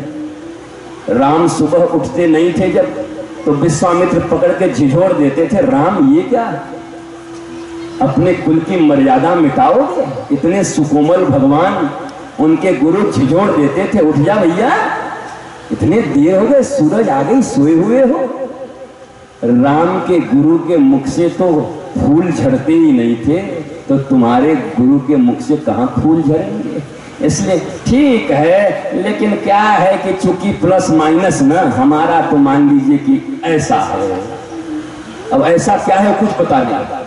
ऐसा है कि जोन बाकी तोन तो बतिया ठीक है बाय, लेकिन जोन बाय तो सरकार परिवार तो परिवारे न बा, तो हम कहाँ कहत मानी कि परिवार घरिवार हो गए, परिवारे बा रखा परिवार। तोहरे परिवार के सुखी समृद्धि देवे बदे यहाँ आके तोहरे भाषा में बात करत है, तुम्हें समझावत है, तुम्हें शास्त्र के अनुरूप बतावत है। जितना हमार गुरु हमें शास्त्र सिखौले हुआ, वही शस्त्रवा तुम्हें बतावत है। काहे कि हमार गुरु हमें दिहला तो हम बड़े आनंद में है। अब तू हमार चेला बनल हुआ तो हम तोहे देत है। हमें जो गुरु दिहलन तो हम बेईमानी नहीं करत है, उनकर मलवा तोहे दे देत है। तो हूँ ये माल के आगे बढ़ा दिया, कोई के दे दिया, ओहो आनंद में हो जाए।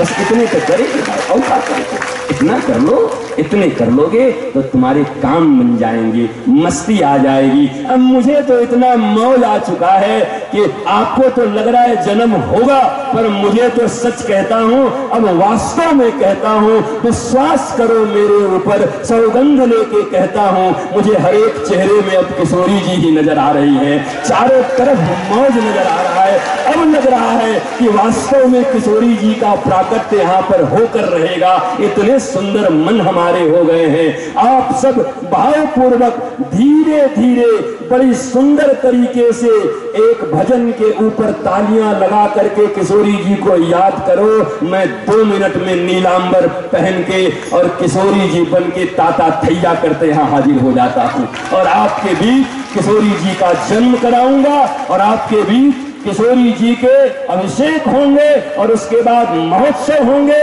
मेरी माता, मुझे जो मातृ सम्मेलन करना था किशोरी जी के विषय में इतना बोल दिया।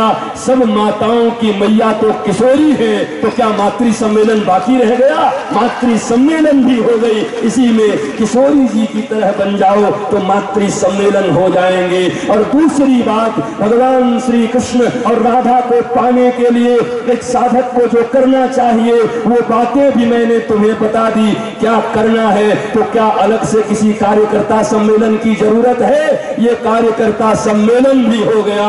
तुम्हारा कार्य नजर आए पर कर्ता छुपा रहे, इसी को कार्यकर्ता कहते हैं। कार्य तो 0 सन्नाटा और कर्ता 56 इंच का सीना लेके आगे, इसे कार्यकर्ता नहीं कहते। और ये 56 इंच से कुछ गड़बड़ न हो जाए, 36 इंच। भैया पेपर वाले क्या छाप दे भैया, क्या पता 56 इंच पे बोला, इसका अर्थ प्रधानमंत्री श्री मोदी के ऊपर बोला। मुझे याद नहीं भैया, अब चूंकि 56 ही बहुत दिन से सुन रहा हूं तो 56 निकल गया मुंह से। अब विरोधी साबित मत कर देना मुझे। तो आप सब मीठे मीठे भजन में किशोरी जी को जरा एक बार राधे तेरे चरणों की अगर धूल जो मिल जाए, मन हमारा साफ हो जाए और फिर हम किशोरी जी का जन्मोत्सव मनाते हैं। लेकिन आंखें बंद करना होगा। आंखें बंद करके जो सुना है उसमें डूब के और राधे मैया को एक बार पुकारिए।